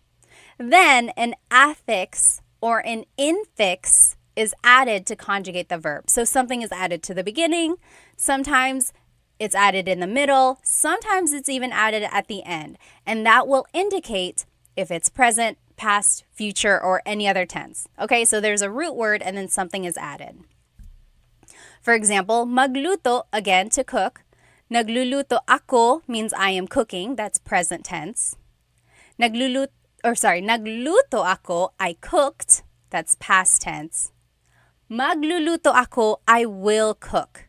That is future tense. So I want you to point out the root words when you're listening to Tagalog. That will really help in the translation of whatever someone is saying. So if you can pick out root words, that's kind of half of the battle. Then you have to figure out, are they cooking right now? Did they cook yesterday? Or are they going to cook in the future? Okay, so one tip there is really listen to root words. Oh, Air Kev said, nagluluto ako ng kare-kare. Oh, pahingi, can I have some? Oh, Deborah said, what is the difference between kami and kayo? Let's take a look again. Oh, Kami is we exclusive. So me and someone else. Nagluluto kami, we are cooking. Kayo is you all. You all as a class, nagluluto kayo. All right? Good question. Any other questions that I have not seen? Okay, if you have a question and I didn't see it, feel free to write it again. Darius said, how's it going today, Pat? Mabuti naman. It's going good. Ikaw, kumusta ka? All right, so now let's start with these mag verbs. Remember I said there are 5 main types of verbs in Tagalog. Mag, ma, in, and i. We're going to start with mag verbs. Mag verbs are actor-focused. Remember, it's a direct subject, direct object. They are also the most common type of verb in Tagalog. The ones we learned tonight were magluto, to cook, magsaing, to cook rice, maghain, to set the table. So do you see how they all have mag at the beginning? So that tells you, oh, I have to conjugate it like a mag verb. Now, here is the pattern for conjugating mag verbs. So, this is the pattern. The affix is nag, then there's a repeated first syllable, and then the root. So, magluto becomes nagluluto. Nagluluto. Then, magsaing becomes nagsasaing. Do you see how the affix is nag? Then there's a repeated first syllable, and then it's the root. Nagsasaing ako. I am making rice. Last one, maghain, to set the table or to prepare food. Maghain is naghahain. Naghahain. Naghahain ako ng hapunan. I am preparing dinner, or I'm setting the table for dinner. Okay? So those are the different examples of how you conjugate mag verbs. So again, the pattern is the affix is nag, then there's the repeated first syllable, and then the root. Magluto becomes nagluluto. So I think it was Jack on YouTube asked, how does mag end up as nag? Okay, so that is where that comes from. It's just the conjugation pattern. So let's see some phrases here. So, nagluluto ako ng adobo. Do you see how the pattern is there? Nag is the affix, then there's a repeated first syllable, and then the root. Nagluluto ako ng adobo. Ng, ng, means some or a thing. So, I am cooking adobo. I am cooking some adobo. Someone asked a very good question in one of my classes. Nang, do you have to have nang? Could you just say, nagluluto ako adobo? I am cooking adobo. Yes, you have to have nang in this phrase. Otherwise, it's an incomplete sentence. So, I am cooking some adobo. Nagluluto ako ng adobo. One more thing a lot of people always get mixed up is, what is the difference between ang and nang? Ang is an article, meaning the or a thing. Nang is a preposition. Sometimes it's just a sentence marker that goes before a noun. Again, translating to some or a thing. Let me take a look at some of these questions here. Oh, yes. Doesn't the sentence have to be object focused since kare-kare is the direct object and subject? Let me take a look at Kev's comment again. Oh, I see what you mean. Oh my goodness, that is such a good question. Orpik, so yes, sometimes a verb can be object or subject focused. In Kev's comment, it was subject focused, but yes, you're correct. It could also be object focused, in which case we would have to change the pronoun. But Kev's comment was correct. Nagluluto ako ng kare-kare, because in his context, it is subject focused. Very good. But yes, in other contexts, it could also be object focused. We'll actually see an example of that at the very end. Okay, another example for mag verbs. Nagsasaing ako ngayon. Nagsasaing ako ngayon. Nagsasaing ka ngayon. You are cooking rice right now. So this is just an example of how you can use like context clues. Ngayon means right now. Ngayon. Ngayon can also mean today. Like, nagsaing ako ngayon. I made rice today. So again, just depending on the context clues, we know it's right now because the conjugation is in the present tense. Nagsasaing ka ngayon. You are making rice right now. Rico on Instagram asked, does yung mean is? Yes. Yung and ang are interchangeable. And it means like yung sometimes actually means the thing. Like yung adobo, the adobo, ang adobo. Same thing. However, in different contexts, it means like the thing. Yung can be a little bit more specific. Okay, let's keep going. Last example here is naghahain kami ng hapunan. We are setting out dinner or we are preparing dinner. Naghahain kami ng hapunan. So what I want you to get from this slide and from these examples is first, you can see the conjugation pattern in use, right? So affix is nag, then there's a repeated first syllable, and then the root. Nagluluto, nagsasaing, naghahain. And then, if you want to add an object, the sentence marker here is nang, N-G, nang. There is another nang in Tagalog, N-A-N-G, nang. That one is an adverb and always goes with a verb. So the only difference is if you're writing it out, you should know the difference. Nang, N-A-N-G, is an adverb, always goes with a verb.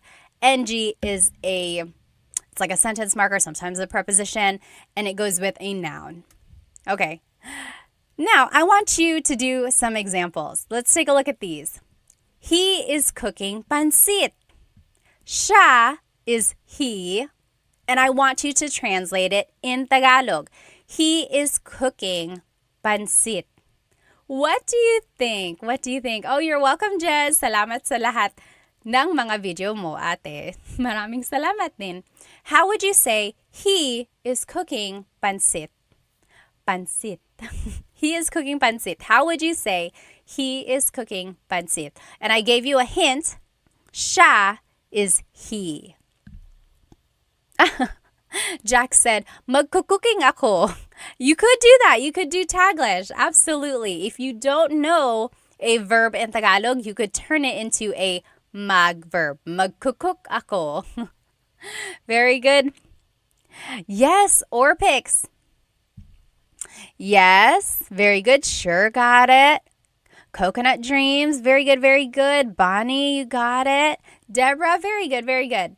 So again, here it is. Nagluluto siya ng pansit. Oh, not again. On Instagram, I did it again where I got the dog ears. I don't know how to undo that, you guys. That's what happened last time. Okay, it's going to have to stay. I'm sorry. Very good. Yes. So, nagluluto siya ng pansit. Very good, you guys. Yes, JM got it. Nagluluto siya ng pansit. So, again, I want you to focus on the sentence structure. It's verb, then pronoun, then nang, and then the object. Nagluluto siya ng pansit. Yes, Orpik said, siya and nang can be combined to make siyang. Is this legal? Yes, absolutely. Tagalog is all about making like contractions or putting words together. So, nagluluto siyang pansit. It doesn't, technically you can. It's not what is commonly said. Like, it's not what is heard, but it is not wrong. All right. They are making rice. Oops, I just showed you the answer. They are making rice. Sila is they. Brian said, what's pansit? Who would like to describe pansit? Yes, Deborah said Filipino noodles. It's just like noodles that are stir-fried. They have veggies, sometimes shrimp, sometimes chicken. And it's definitely influenced by like the Chinese culture. Actually, I looked it up one day and it goes back all the way to when like the Chinese immigrants moved to the Philippines. And actually, it was considered like fast food because it was quick to make. And then they sold it for like very cheap, and then a lot of people would buy it when they were like out and about or during their lunch break. So yes, and it is commonly served at all special occasions, birthdays, New Year's, and it represents long life when you eat it on your birthday. Yes, Jack said very thin noodles also, although sometimes they can be thick noodles as well.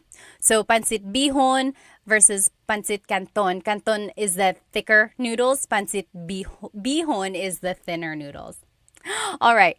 They are making rice. What do you think? They are making rice would be nagsasaing sila. Nagsasaing sila. So nagsasaing means making rice. And then sila is they. Very good. Sure, you got it. You got it. All right. Next, David Jr. said it's one of my favorites. Me too. I love pancit. Very good. All right. Are you preparing lunch? I didn't mean to show you the answer. Are you preparing lunch? Ka means you. Tanghalian is lunch. Ba is a question word. So are you preparing lunch? Here is how you would say it. And I want to show you because ba has a certain placement. Naghahain ka ba ng tanghalian? Oh, I misspelled tanghalian there. There should be a G. Naghahain ka ba ng tanghalian? All right. So, are you making lunch? Ba goes after ka. Okay? So, naghahain ka ba ng tanghalian? Are you preparing lunch? All right. Now, let's take a look at these verbs. Remember, there are 5 main types of verbs: mag, ma, in, and e verbs. Mag, we just learned. Now let's take a look at these verbs. They can be actor or object focused. Now, kain means to eat. We learned that right in the beginning. Kain means to eat. Inom means to drink. Now let's take a look at their conjugation patterns. Usually for verbs, the pattern is goes between the first and second letter, and then it's the root.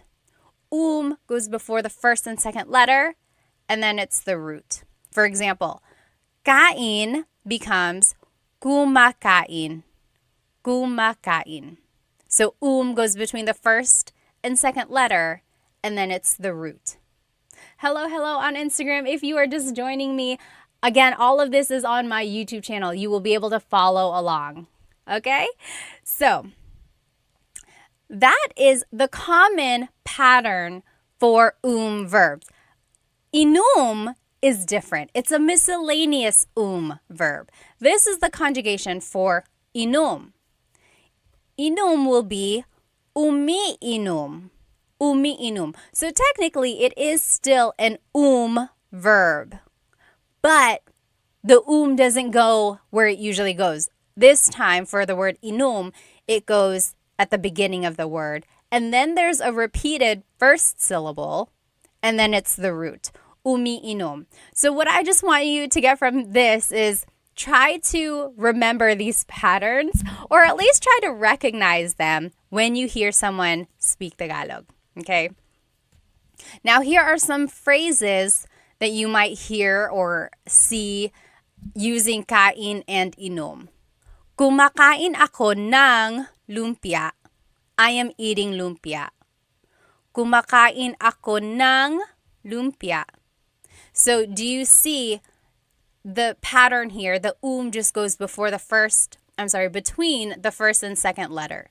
Kumakain ako ng lumpia. I am eating lumpia. Now, for inom, you could say, umiinom sila ng tubig ngayon. Umiinom sila ng tubig ngayon. Oh, Coco JJ on Instagram said, but why is needed? Why is needed at all? So it's like, why can't you just say inom, inom, inom? Again, because it's the idea of conjugating a verb or changing the verb into a different tense, right? Kind of like eat, I am eating something, or I ate something, or I will eat something. So you have to change the verb depending on the tense. Very good question, though. It would be very easy if all the verbs could just stay the same. Okay.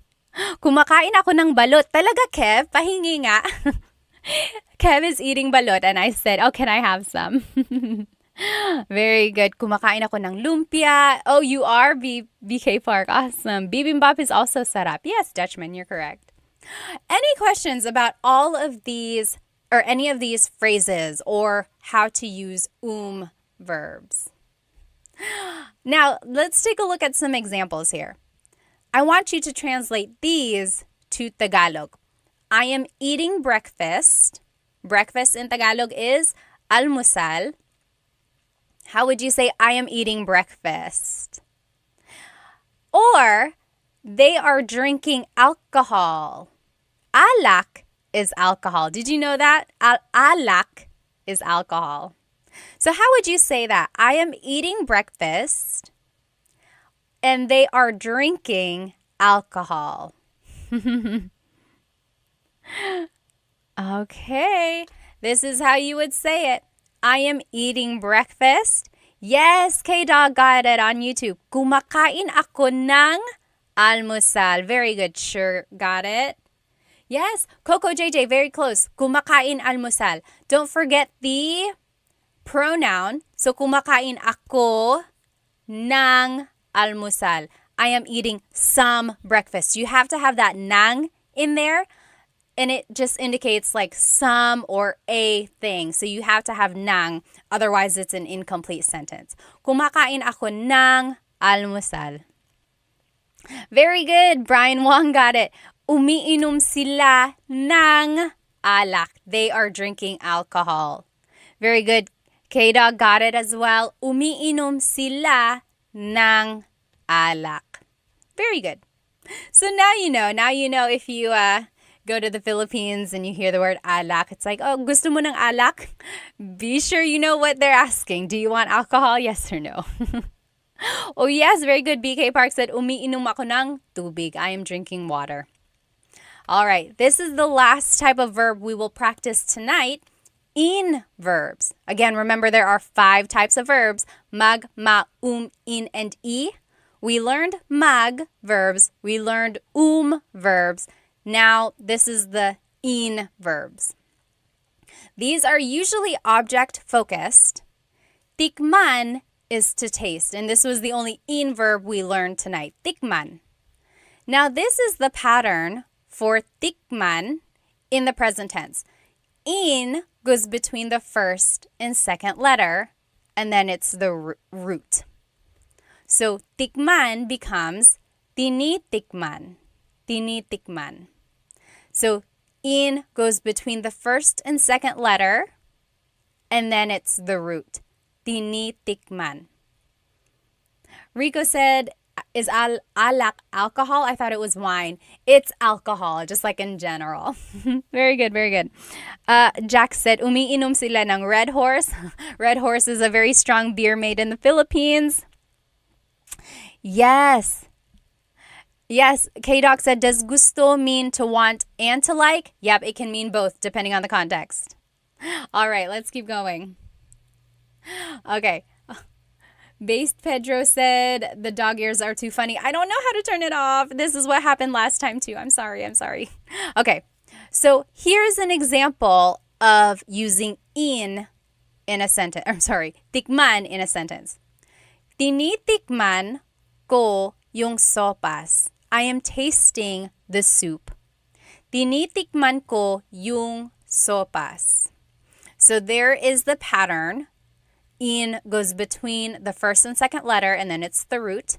Tinitikman ko yung sopas. Does anyone notice a difference here? There is something different here. All right. Tinitikman ko yung sopas. I am tasting the soup. Does anyone notice something different? Anyone?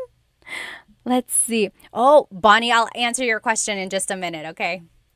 So, this time, we are saying, tinitikman ko yung sopas. Ko means I in this phrase. So far, we have been using ako, right? Nagluluto ako, I am cooking. But now we are saying, tinitikman ko, I am tasting. So instead of ako, we are using ko.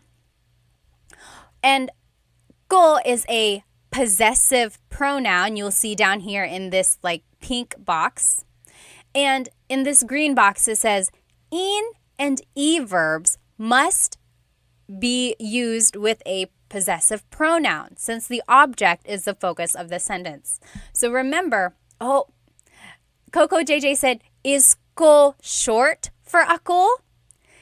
I guess technically, but they're different. They are different types of pronouns. And again, this green box says anytime we are using an in or e verb, we have to use a possessive pronoun. I think of it as the person in the sentence is in possession of that object that is in focus. So we have to use a possessive pronoun. Okay, so here are some possessive pronouns. Ko is my or I. Mo is your or you, singular. Niya, her or his, he or she. Nila, their or they. Natin, our or we inclusive. Namin, our or we exclusive. Ninyo is your or you plural. And then, that's it. Nyo is your or you plural. Sorry, I got distracted by some of these comments. Yes. Okay. So those are the different types of possessive pronouns. And who was it? I think Deborah. Deborah on YouTube asked, how do you know if a verb is an verb? Or how do you know if it's an e verb? So for some verbs, it's obvious what type they are, like magluto, magsaing. They are mag verbs because they have mag in them. However, for verbs like inom, kain, tikman, they don't have the infix in their root, right? Or in their infinitive form. Infinitive means like not conjugated. So you have to, it's just a matter of gaining more vocabulary. Unfortunately, there is no rhyme or reason that I have discovered. I've tried looking it up, and there's no clear explanation as to why some verbs fall into the category, why some verbs are ma verbs, or why some verbs are e verbs.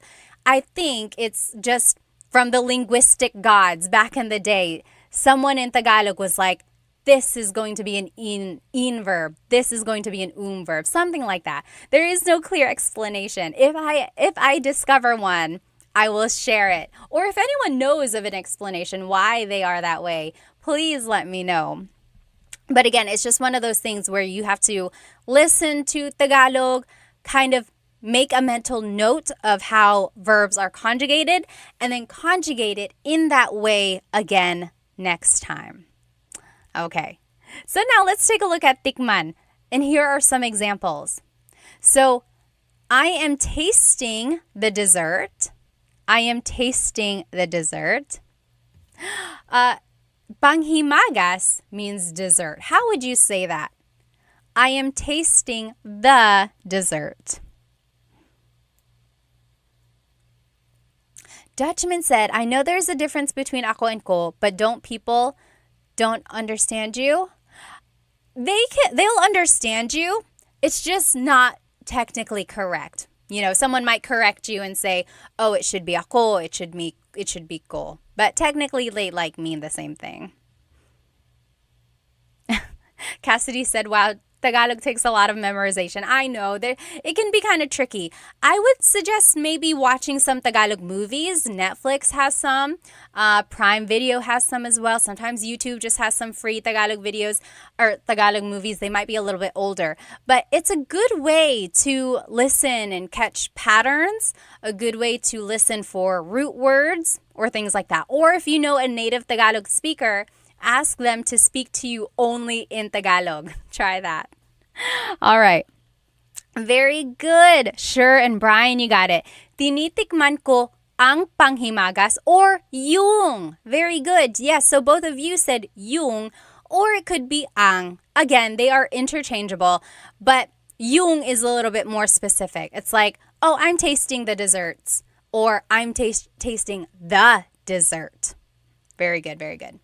Now, how would you say, taste this? Taste this.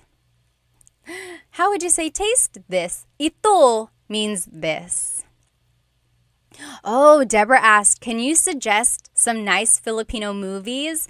If you have Netflix, I just recently watched Rewind. Has anyone watched it? So Rewind, I think it was like the biggest blockbuster movie in the Philippines recently. And it has Ding Dong Dantes and Marian Rivera. They are actually married in real life and they are starring in it together. Oh my goodness, it's happy and sad at the same time. The premise, I won't give you the ending. They are married, but then she dies. That's not a secret. Okay, that's in the preview there. She passes away and then he is given a chance to spend more time with her. He like gets a chance to rewind for like a few days, or maybe it's like one day. I don't remember. But he has a chance to kind of redo part of his relationship. That's a good one. Oh my goodness, it's so good. Yes. Louis said, yes, it's crazy. It is kind of a crazy movie, but it's so good. Oh my goodness, it's good. Yes, Bonnie said, I cried so much watching Rewind. If you love someone, you might cry. Yes. Oh, Ray said, I saw advice by a linguist that language acquisition is faster and a better way to learn. Where should I start as a total beginner? I would say, as a total beginner, try getting more vocabulary. So vocabulary about things that you see or use every day. And then use those vocabulary terms little by little in your everyday conversation. For example, key in Tagalog is susi. So if you wanted to say, where are my keys? You can say, where are my susi? And then little by little, add more and more terms to that phrase until you can say the whole phrase. So where in Tagalog is saan. So you could say, saan my susi? Where are my keys? Then go back and figure out how to say it. So saan ang susi ko? Or saan ang mga susi ko? Mga is plural. So saan ang mga susi ko? So you see how I kind of started little by little? I think that's the best way from what I've seen to learn a language. It's like you don't have to do it all at once. No one is expecting you to be fluent. And I think that's a lot of pressure if you really strive for that goal from the get-go. So just go little by little. It helps if you have sticky notes. One of my students, oh my goodness, she was in Spain. She would put sticky notes on all of the things that she has around her just so she could practice those words in Tagalog. Okay, you guys are taking me off track here. How do you say taste this in Tagalog? It is tikman mo ito. Tikman mo ito. Castro Carmela, hi ate. Hi din sa'yo po. Tikman mo ito. Ito means this. Okay. Now, last thing I want, it's not really last, second to last thing. I want to show you how to say commands or how you could use them in a statement form. Magluto ka. Cook. Magluto ka. Do you see how magluto stays as magluto. We're not conjugating it, right? It's not nagluluto. It's just the word itself. Magluto. Magluto. Next, you might also hear someone say, magluto ka na. Magluto ka na. Na means already, or it can be like an emphasis. Magluto ka na. Cook already. Like, if you're taking a long time, maybe you're spending a lot of time cleaning the kitchen first, and someone is like, hey, go ahead, magluto ka na. Cook already. So that's what na means. You might hear that as well. Next, magsaing ka. Make rice. Magsaing ka. Or, maghain na. Set the table. Set the table already, or like set the table now. Maghain na. Maghain na. So these are some of the terms you might hear. You might hear ka, meaning you go do it, or na, meaning already. Okay. Okay. Next, kain na, eat already. That's a common phrase that you might hear after someone's been cooking. They're like, oh, kain na, eat already. Go ahead and eat. Kain na. An alternative way to hear this or say this is kumain ka na. Go ahead and eat. They mean the same thing. Kain na or kumain ka na. Kumain ka na is like the longer form. The shortcut would just be kain na. But same idea there. Uminom ka. Drink. Go ahead and drink. Uminom ka. This is interesting because so far we've seen all these verbs unconjugated, right? Unconjugated. It's not like nag and then a repeated first syllable and then the root. Same with kain. It's the unconjugated form. However, if you want to tell someone to go ahead and drink, you do have to conjugate it. Uminom ka. It's the present tense conjugation there. Again, inom is very different from all the other verbs in the category there. Next, tikman mo, taste it. Tikman mo. So those are just some quick and short phrases. Maybe keep in your pocket and say it the next time it's time to eat. Okay? So just practice those with me one more time. Magluto ka. Cook. Magluto ka. Go ahead and cook. Or magluto ka na. Magluto ka na. Magsaing ka. Make rice. Magsaing ka. Maghain na. Set the table. Maghain na. Yes, Cassidy. Maghain na ng lamesa. Set the table. Very good. Kain na. Eat already. Go ahead and eat. Kain na. Or kumain ka na. Kumain ka na. All right. Uminom ka. Drink. Or go ahead and drink. And then, tikman mo. Taste it. All right. Let me just catch up on some of these questions. Hang on one second. Oh, yes. Here are some other movies that people suggested. Let's see. Dollhouse on Netflix. I have not seen that. Bride for Rent with Kim Chiu and Zian Lim. Oh, too bad they're broken up now. How sad. Yes, that is another good one. Okay. Yes. So if you have any other Filipino movie suggestions, you can write it in the comments for people to look at. All right. So those were just some examples. Now, I want to show you this one last thing about actor or object focused verbs. Okay. So we learned kumakain siya. Kumakain siya. We learned kain as an verb, right? She is eating. Or kumakain siya ng kanin. She is eating some rice. That's just showing you how to add an object. Ng blank. She is eating some rice. Kumakain siya ng kanin. Lastly, kumakain siya ng saging. She is eating a banana. Kumakain siya ng saging. So you see how kain is being conjugated as an verb here. Oops. That is because all of these sentences are actor focused. What is she doing? She is eating. She is eating rice. She is eating a banana. The focus is on the actor and on what she is doing. Take a look at these phrases. Kinakain niya yung cake. She is eating the cake. Or kinakain niya yung pandesal. She is eating the pandesal. Pandesal is a Filipino bread. It has like condensed milk in it, sugar. It has breadcrumbs on the outside, usually eaten in the morning for breakfast. So, kinakain niya yung pandesal. Now, take a look. These are conjugated with in.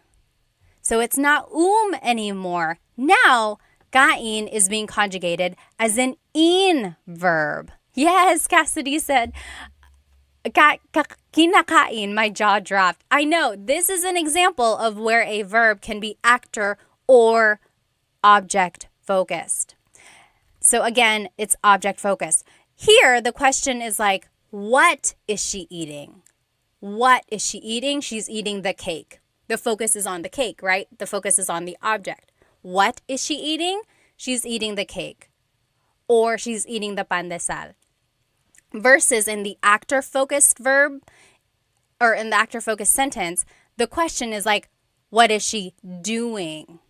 She's eating some rice. She's eating a banana. That's the difference there. Very interesting. Rich said, mahal kita Pat, you are the best. Salamat, salamat. Yes, Jack said, kumakain ako. That's correct. I am eating. Okay, now last thing I will ask you. Ano ang paborito mong pagkain? Ano ang paborito mong pagkain? Very good, Sure said. If you recognize the kain, then you can figure it out. Again, that is the idea of listening for root words and then using the context clues. Very good, very good. Can anyone answer this question? Ano ang paborito mong pagkain? Rico, you got it. His favorite is tacos. His or her. Tacos. Very good, very good. Ano ang paborito mong pagkain? Tell me. So yes, that means what is your favorite food? Ano means what. Ang means is. Paborito is favorite. Mong is your. Pagkain is food. What is your favorite food? Very good. Sure said pizza. Yes, Boots got it. What is my favorite thing to eat? Yep. What is my favorite food? Yes. Very good. Yes, Cassidy said, does this mean certain verbs have multiple verb conjugations set already by the Tagalog gods? Only some verbs. Usually, mag and ma verbs are always actor focused. Usually, always, I just kind of contradicted myself. Usually, mag verbs are actor focused. And then in, and e can be either or. Yeah. One of those things, again, that has already been said. This is how you could say this, or your response. Sinigang ang paborito ko. Ano ang paborito mong pagkain? Sinigang ang paborito ko. What is your favorite food? Sinigang is my favorite food. Sinigang is like a stew. It's sour soup because it has tamarind in it, which makes it a little bit sour. Usually it's made with pork, can also be made with fish. It has lots of veggies in it, and it's just so good. I love it. Very good. Crispy pata is the best, Hector said. Very good. Yes.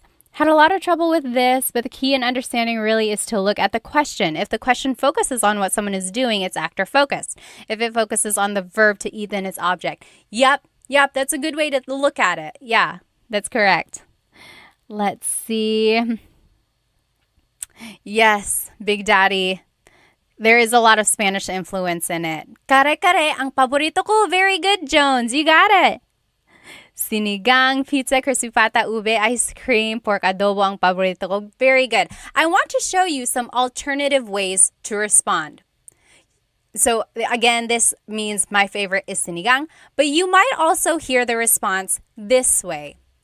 Ang paborito ko or paborito kong pagkain ay sinigang. Ang paborito kong pagkain ay sinigang. So literally, that means the favorite food of me is sinigang. And this sentence structure is formal. It's not usually used in common conversation, but it's not wrong. It's a little too correct almost. Like no one really says that. It's almost like Shakespearean.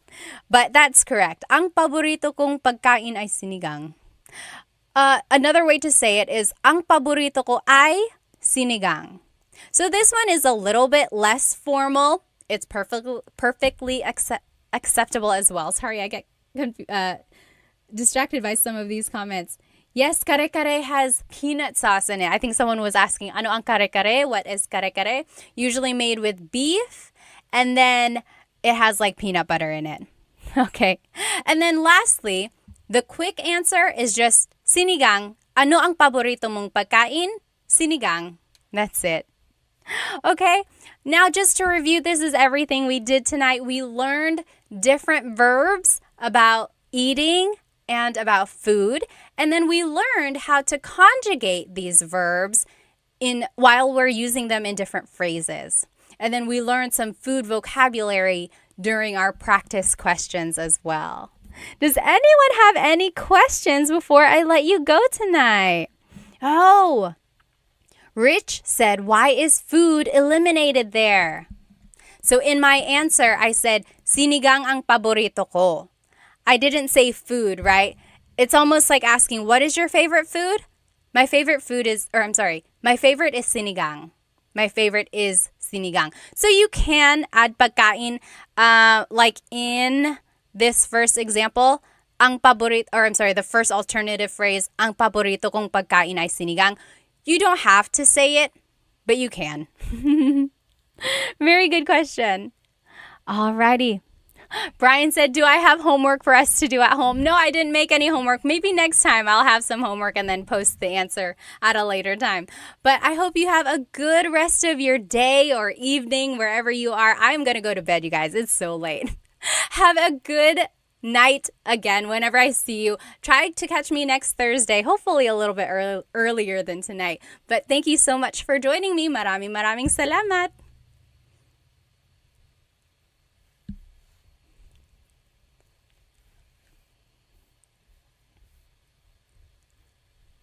Hello everybody. Welcome. Welcome to Tagalog Thursday. I'm so happy you're here with me on YouTube.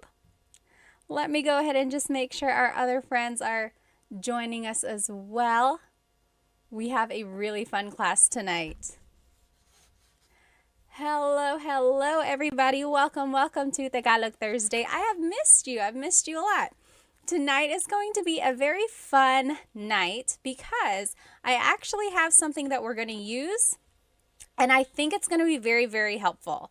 So if you looked at my Instagram story, you'll notice that I put a link up there for some flashcards that I made for us. So I have been working really hard. I made some Tagalog verb flashcards for you.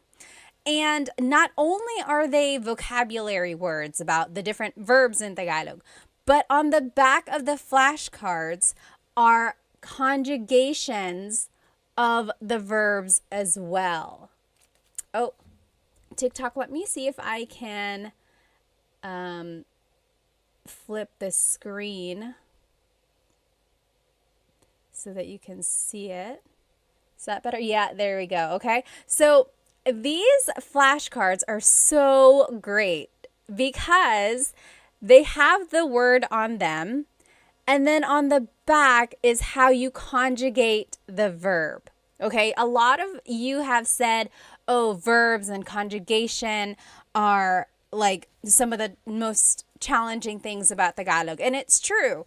And if you have watched my full-length Tagalog lessons on YouTube, then you know that there are different types of verbs, and then there are different categories, different conjugation patterns, and everything like that. And one of the things that I said is the more verbs you learn, that's kind of how you will learn what group these verbs fall into, right? So it's just a matter of gaining more vocabulary, and getting these flashcards will help you with that. Again, tonight's Tagalog lesson is about Tagalog verbs, and we are going to be using these flashcards that I made for us that have the Tagalog verb on the front, and on the back is the conjugation.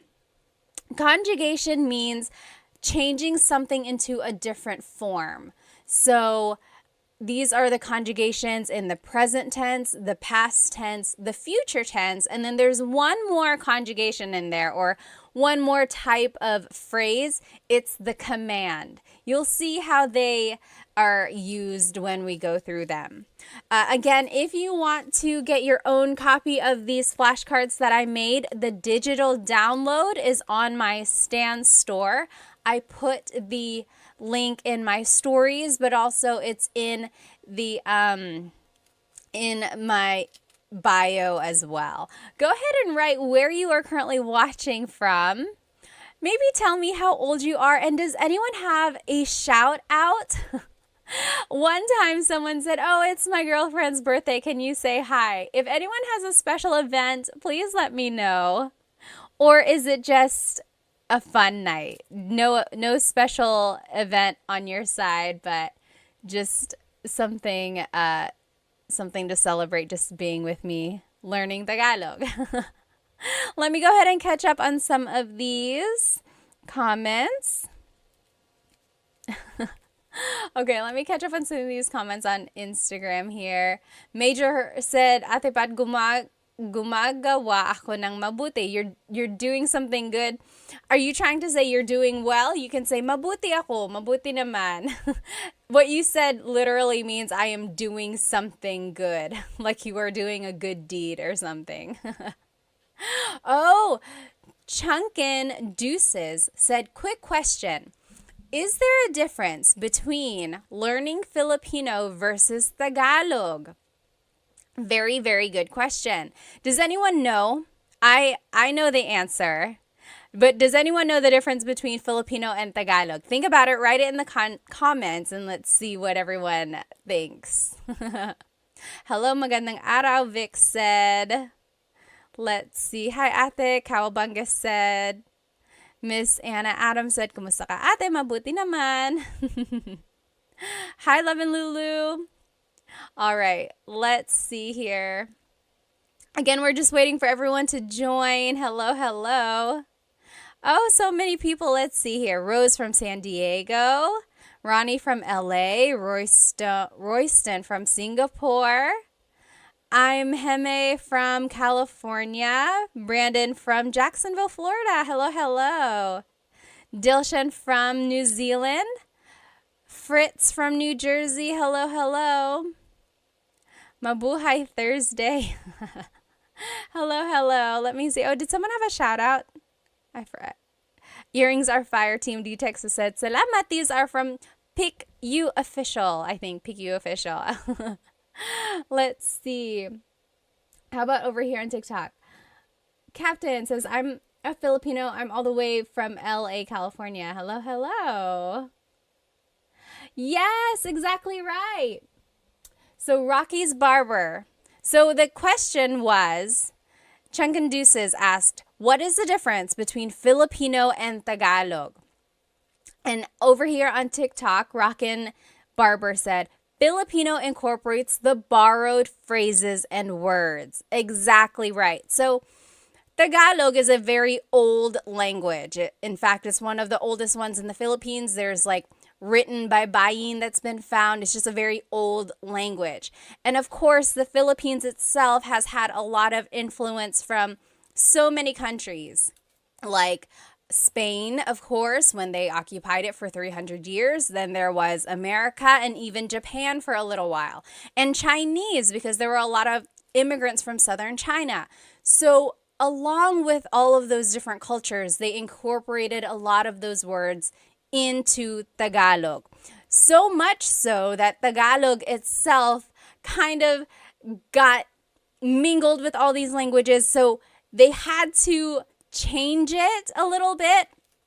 And Filipino is the language that incorporates all of those different languages. For example, hikaw, the word hikaw is earring. That is a Chinese word, or it stems from the Chinese culture. But technically, there was at one point a true deep Tagalog word that was used before hikaw. And usually I love Tagalog, like deep, deep Tagalog, because it's very literal.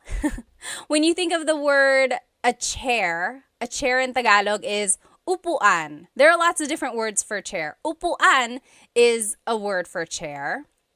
Like the verb upo means to sit, upuan means a place to sit. But also, a deep Tagalog word for chair is salumpuet. Salumpuet. So that's like true deep Tagalog. And it means, salo means to catch.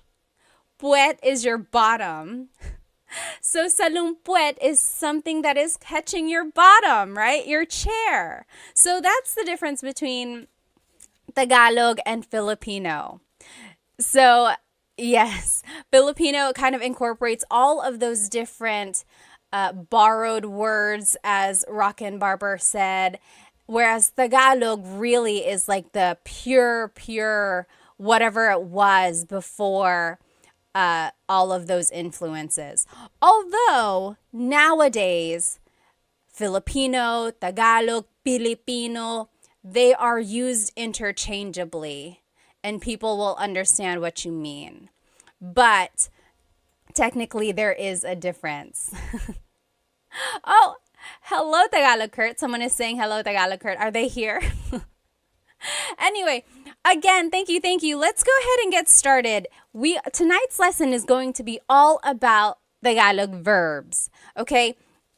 So depending on where you are in your Tagalog learning journey, you might already know how to conjugate verbs and you just want to learn more. Or maybe you are a true beginner, you just want to gain more vocabulary. This is a good way to do it. Or maybe you are kind of a little bit more experienced and you just want to quiz yourself, or you just want to make sure you know the right words. We are going to be using these flashcards that I made for us. I'm so happy that I made these flashcards, you guys, because not only do they have the Tagalog word on the front, so this is a picture of a shower. To shower in Tagalog is maligo. And it says that on the front, okay? On the back of the card has the conjugation of the or of the verb.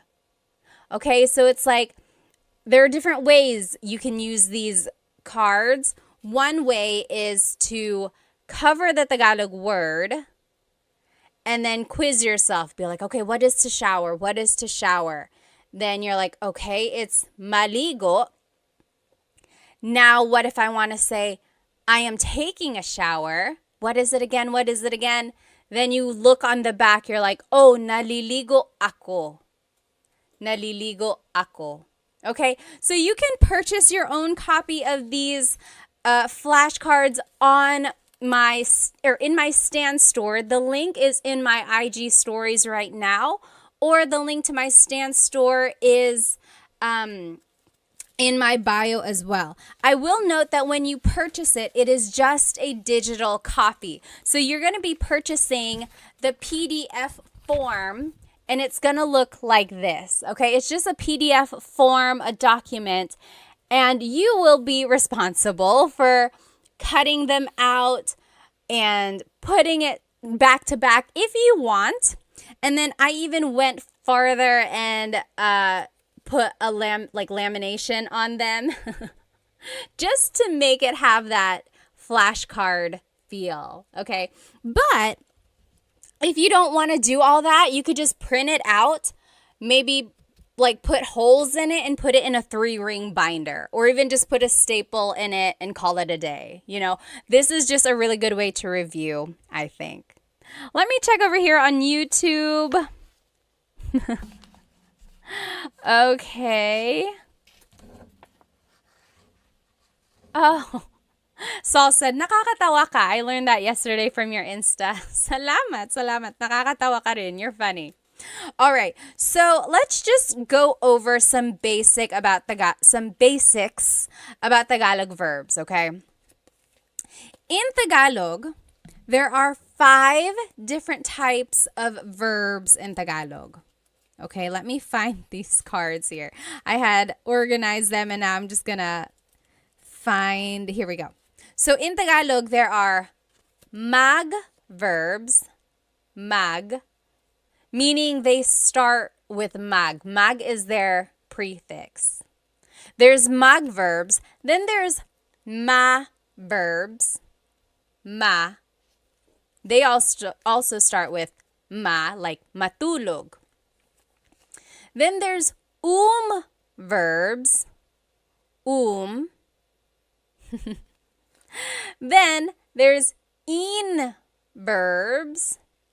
In.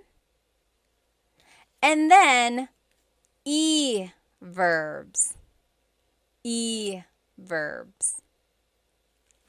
John Legacy on YouTube said, are you going to post those flashcards anywhere for us to download or purchase? Yes, they are already up on my Stan store. The link should be in my bio, and you will see it. It says new 100 Tagalog flashcards, so you should be able to purchase them there. Again, there are 5 different types of verbs in Tagalog. Mag, ma, in, and e verbs. Why is that important? Well, it's all going to determine the patterns that we use when we conjugate them. Okay? And if you need a review of how to conjugate these different types of verbs, you can watch the full-length Tagalog lesson on my YouTube channel. There's like present tense conjugation, past and future tense conjugation videos there. It will go step by step with lots and lots of practice. But we can also just learn them tonight, okay? I don't want you to get too bogged down about the patterns themselves, but I do want you to recognize that there is a pattern. Okay, you'll see. There's repeated syllables. There's certain affixes or prefixes or infixes. Okay, so I want you to just listen and see what we get. Okay, so let's just go through some of these verbs here. If you know the answer, write it in the comments. What is to clap in Tagalog? What is to clap in Tagalog? Do you know? What is to clap? Oh, thank you so much for all the gifts on TikTok. They are going so fast. FJMLV, thank you so much. And I think someone else up there, thank you. What is to clap in Tagalog?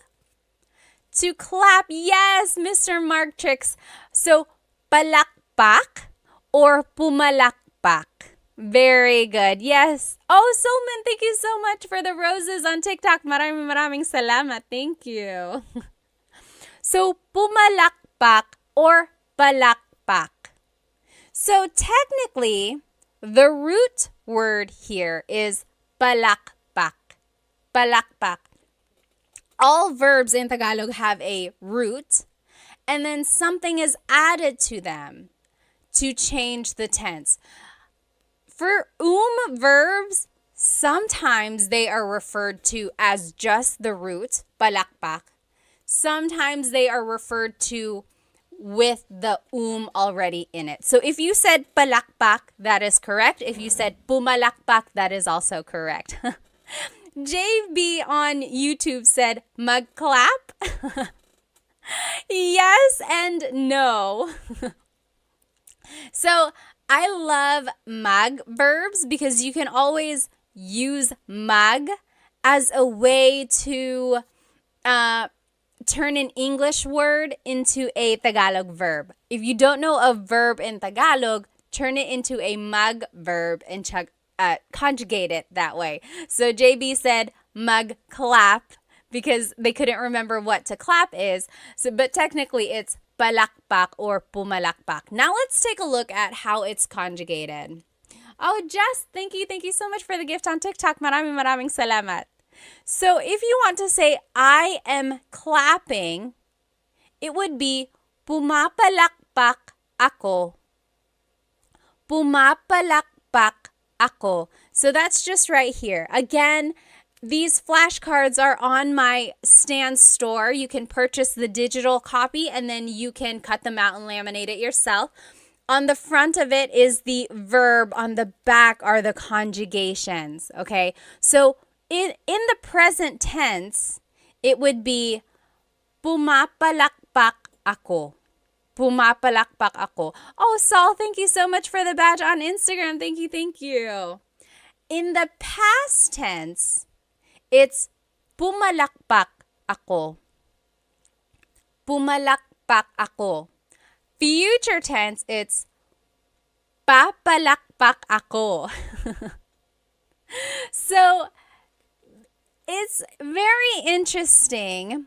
Again, all of these patterns are very specific and don't get too bogged down. I just want you to be able to recognize mostly the root and then see if you can recognize that there is a repeated syllable and then certain affixes and prefixes. Now, if you want to say it as a command, it would be pumalakpak ka. Pumalakpak ka. Clap. Clap your hands. Okay? So, pumalakpak means to clap or palakpak. Interestingly, the noun form of clap, like applause, is palakpak. So sometimes it can be confusing if you don't use the People can be like, are you talking about the verb or the noun? And of course, you would just use context clues from there. All right, let's keep going. What is to yell in Tagalog? To yell. Do you know what to yell in Tagalog is? To yell in Tagalog is sumigaw. Sumigaw. So in the present tense, sumisigaw ako or sumisigaw siya. Yes, very good. Warhawk got it right on TikTok. Sumisigaw siya. She is yelling. Or sumigaw siya. She yelled. Sisigaw siya. She will yell. Okay, so sigaw or sumigaw means to yell. Sumigaw. Okay, what is our next verb here? What is to dance in Tagalog? What is to dance in Tagalog? To dance in Tagalog is... Oh, Christina, thank you so much for the rose on TikTok. Thank you, thank you. To dance is, sumayaw. Yes, very good. Leonardo on TikTok got it right. Jasmine, very close. Jasmine on Instagram said, masayaw. So that's another tricky thing there. It's like you might know the root, sayaw, but then you have to figure out, is it a ma verb, a mag verb, or an verb? Sayaw is an verb. So sumayaw means to dance. Again, on the back is the conjugation for your review if you do want to learn them. Sumasayaw ako, I am dancing. Sumasayaw ako. Sumayaw ako, I danced. Sasayaw ako, I will dance. And then as a command, it would be Sumayaw ka. Dance. Sumayaw ka.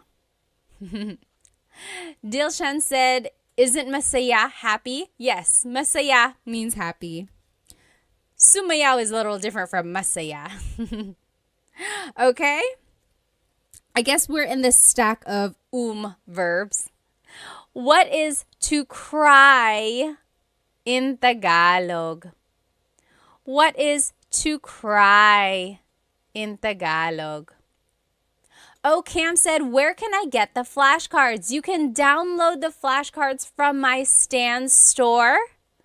You can, when you download them, they will come as a PDF and you just print them out yourself. And you can cut them, laminate them like I did, front and back, or just print them, maybe put a staple or put holes in it and put it in a 3-ring binder. So however you want to use them, you're going to download it. It'll come like this. What is, yes, JB, you got it on YouTube. To cry is iyak, umiyak, umiyak. Very good, JB. Very good, very good. Umiyak means to cry. So in the present tense, umiiyak ako. Umiiyak ako. Past tense, umiyak ako. Umiyak ako. Future tense, iiyak ako. And then as a command, wag kang umiyak. Wag ka nang umiyak. Don't cry. Don't cry. Okay. So Dilshan said, diba means isn't it? Yeah. Means like right, correct? Or is it not? Yep, that's exactly right. Okay, next verb here on our list. What is to laugh in Tagalog? What is to laugh in Tagalog? To laugh. Yes, very good, Cam. Tumawa. Very good. So to laugh in Tagalog is tumawa. Tumawa. Very good. So tumatawa ako. I am laughing. Tumatawa ako. Or tumawa ako. I laughed. Tumawa ako. That's past tense. Tatawa ako. I will laugh. Tatawa ako. Or as a command, tumawa ka. Laugh. Tumawa ka. Okay? Here's another verb. What is to sing in Tagalog? To sing in Tagalog. You might have heard this if your family is into karaoke. People will always make you try to sing. Yes, Cam is exactly right. And Warhawk. Yes. Very good. Kumanta. Kumanta. Yes. Alpoblit. Kumanta. Very good. JB said, once again, where do we download these cards po? It's in my Stan store. So the link should be in my bio, or if you just go to my profile, look for the Stan store link. Again, when you download it, it will be a PDF like this, and then you will print it yourself and turn them into flashcards, or you can just keep it like this, put it in a folder, things like that, okay? So, kumakanta ako, I am singing. Kumakanta ako. Kumanta ako, I sang. Kumanta ako. Kakanta ako, I will sing. Kakanta ako. And as a command, kumanta ka, kumanta ka. If you've ever gone karaokeing or if you've ever karaokeed with Filipinos, they have probably said that to you. Kumanta ka, sing, kumanta ka. They leave no one behind with the singing. What is everyone's go-to karaoke song, by the way? I like Crazy for You by Madonna. I like, what else do I like? I don't know. I'm not like an amazing singer or anything. Oh, what's that one song that I like? I'll have to think about it. Yes. Okay. Oh, you might have already seen it. What is to hug in Tagalog? To hug. Oh, Captain said All of Me by J.M. Guzman. Oh, I don't even know what song that is. I'll have to look that up. Hart said Whitney or Mariah Star Spangled Banner. Number one, do they even have that version? And number two, I need some evidence, please. Yes, very good, very good. Oh, Captain said rap songs by Andrew E. Do you know who Andrew E. is? Andrew E. is a popular rapper in the Philippines. I feel like he was a lot more popular in like the 90s or early 2000s, like just really, really fast Tagalog raps. Are you into Glock 9? Glock 9 and like Ruby Ibarra, of course, Phil Am. There are lots of newer. Oh, and Easy Miller, hello. Like a lot of newer rappers out there. Yes, very good, very good. Yakap or yakapin means to hug. Yakapin. So, yakap is the noun, a hug, yakap. Yakapin is the verb to hug. Captain said Sharon Cuneta. You like to sing Sharon Cuneta songs? Oh, Chris McCollin said, I met Andrew E. Really? How? Jez said Dilaw by Maki. I don't think I've heard that one. I'll have to look that up. So yes, yakapin. Now we're in the in. Where am I? In verbs. In. So the first set of verbs we looked at were verbs. These are in verbs. The difference there is that verbs can be object or actor focused. In verbs are usually object focused. Again, all of that is nitty gritty. If you do want to get into all that, be sure to watch my full length Tagalog lesson videos about present tense conjugation and future and past tense. Oh, Serrano said maybe this time. I love that song. I love that song. Ozzy Mandia said, hi, I just wanted to thank you for the lessons. I plan to visit the Philippines later this year. I'm pretty good at the language. Oh, at language, so I'm absorbing everything. Good, good. JB said, my way. Do you know what happens when you sing My Way in the Philippines?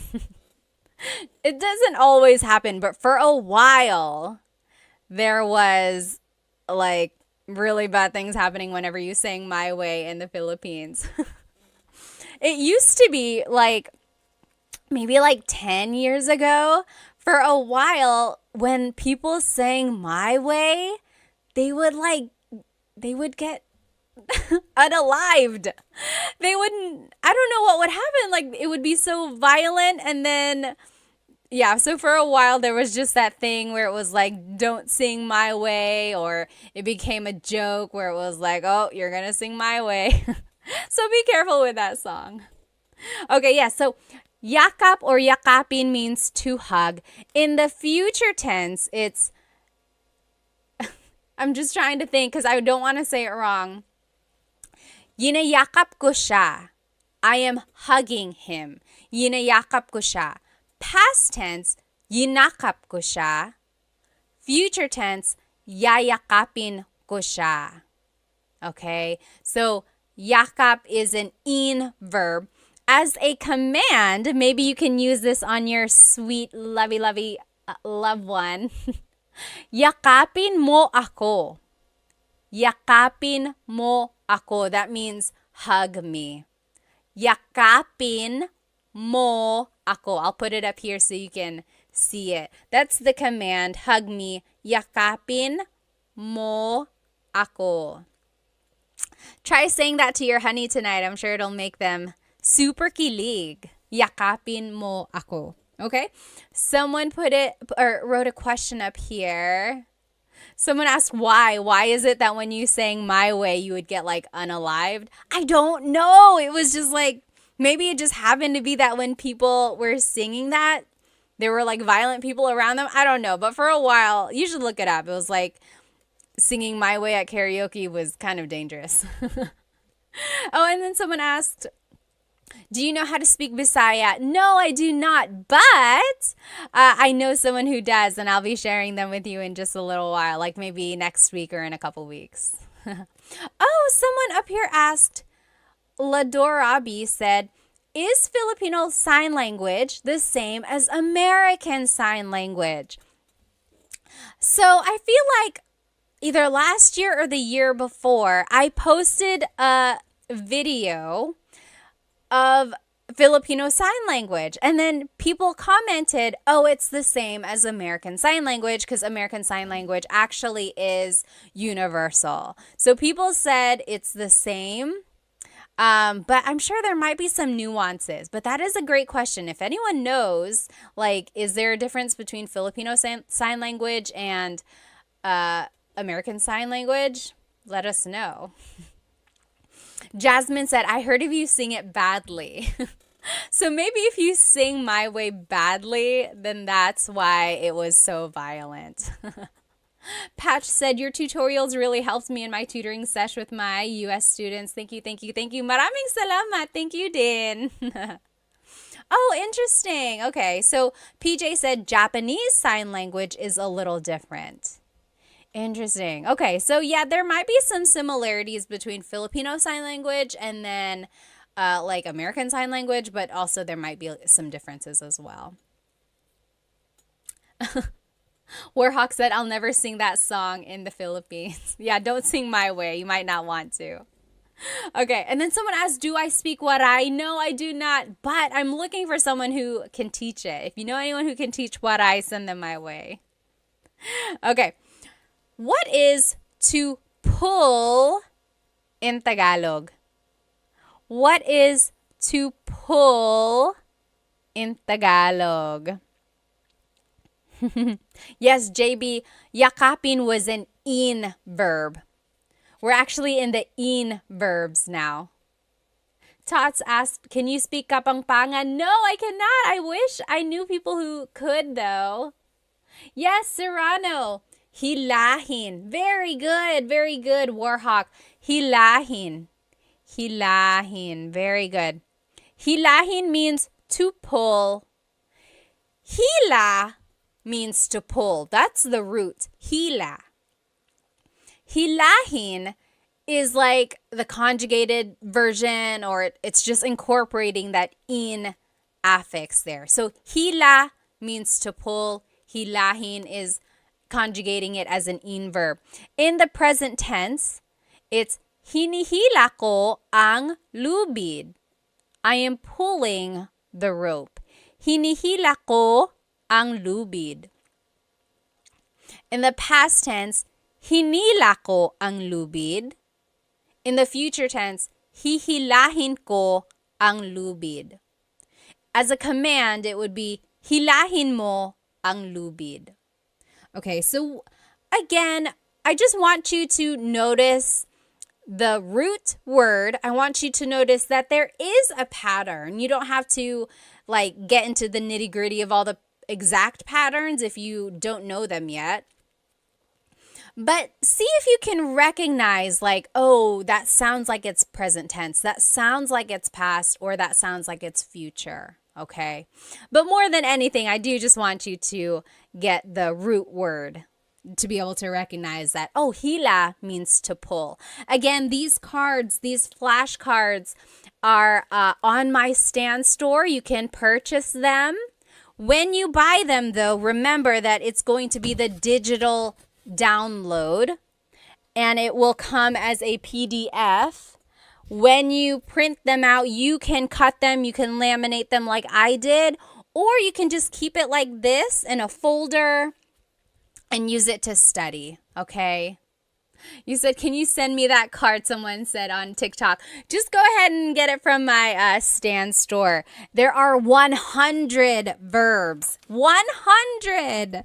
I found 100 verbs for you. But tonight we're only going to do maybe like 25 or 30. I went through and got some of the more common ones for us to learn. But there are 100 verbs. You gotta go get it. Oh my goodness, you gotta go get it. Okay. Now, what is to sweep in Tagalog? What is to sweep in Tagalog? Samurai said there are many Filipino shops and restaurants in our region in Oman. Oh, that's nice. Very good, Serrano. To sweep in Tagalog is walis. Oh, Serrano, you bring up a really, really good point. So in this card, I am showing it to you as an in verb. Walisin. Take a look at the conjugations. Winawalis ko ang sahig. Winawalis ko ang sahig. I am sweeping the floor. Now, Serrano on TikTok said magwalis. Oh, I love this, you guys. Walis is one of those verbs which can be either object-focused or actor-focused. Okay? So there are certain verbs in Tagalog that can take on different types of verbs. So remember, there's magma, in, or i. Walis can be an in verb or it could be a mag verb. When it's an in verb, it's being conjugated as an object-focused verb. So you can even see it in the conjugation example. Winawalis ko ang sahig. I am sweeping the floor. The focus of this sentence really is the floor. What are you doing? I am sweeping the floor. Now listen to this. When I say, nagwawalis ako, now I'm conjugating it like a mag verb. Nagwawalis ako, that just means I'm sweeping, right? It's a complete sentence. Nagwawalis ako, I'm sweeping. There's no floor, there's no object. It's just about me, the actor. It's actor focused. What are you doing? I am sweeping. Versus, what are you doing? I am sweeping the floor. Do you see the difference there? That is a prime example of a verb that can be object or actor focused. Very good observation there, okay? Tim said, I love those cards. Thank you. Again, these cards you can get on my Stan store as a digital download.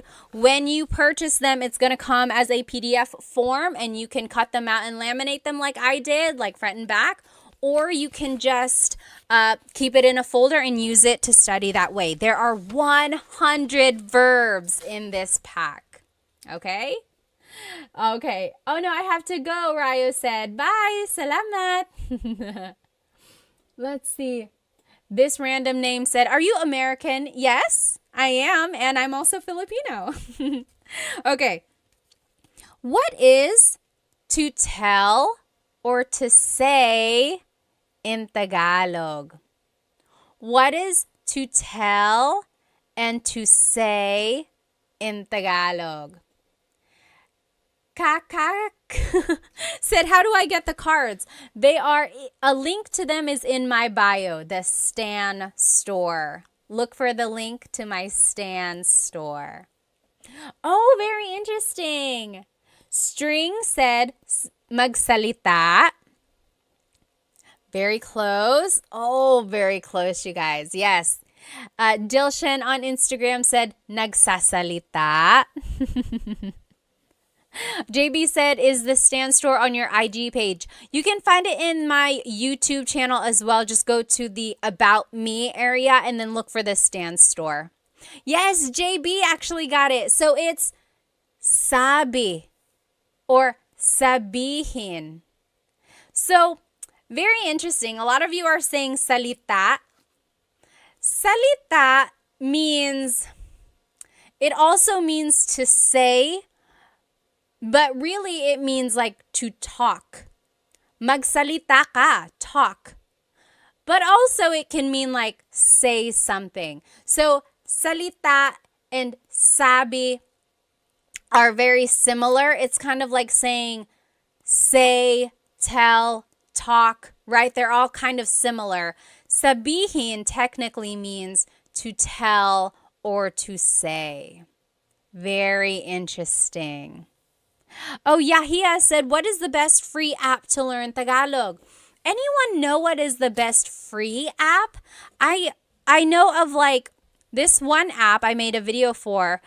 What is it? Turong Wika. Turong Wika. That means teaching a language. They teach Tagalog. I know other languages or other apps teach Tagalog as well. I just don't think they're free. Oh, Diego said, how do you say I don't know?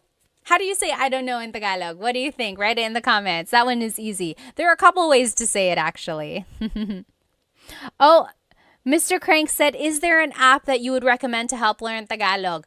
Let's see. So the one I recommended earlier, Turong Wika, that one is a good one. Does Rosetta Stone have an app? I made a video for them. I know they have like an online profile, but I don't know if they have like exactly an app. Does anyone know? And then Ling is an app. I think they have Tagalog as well. Does Duolingo have Tagalog? Does anyone know? Oh, yes, very good. To answer Diego's question, how do you say I don't know? A lot of people on Instagram and TikTok are saying hindi ko alam. Hindi ko alam literally means I do not know. Hindi ko alam. Or an easy way to just say it is ewan, ewan, or ewan ko. Very good, okay? Yes, someone had some questions up here. Oh, Diego said, hi Pat, ako si Diego. Currently started your first video on Tagalog and I can't wait to learn more. Very good, very good. Okay. Let's keep going. So yes, sabi means to say or to tell. So take a look at the conjugations. Maybe that'll help you kind of determine or help you understand the difference between sabi and salita. So, sinasabi ko sa kanya. Sinasabi ko sa kanya. I am telling him. I am saying it to him. You see the difference there? Sinabi ko sa kanya. I told him. Sasabihin ko sa kanya. I will tell him. Okay? And then, as a command, sabihin mo sa kanya. Tell him. Sabihin mo. Okay. Diego said Duolingo does not have Tagalog. Interesting, interesting. What is to find in Tagalog? What is to find in Tagalog? Oh, Warhawk said Bluebird app is decent. Bluebird app. To find in Tagalog is... Yes. So, hanap is the root word. Hanapin is the verb. Hanapin, to find something. Hanapin. Like, oh, hanapin mo. Find it. Hanapin. So, here's the conjugation.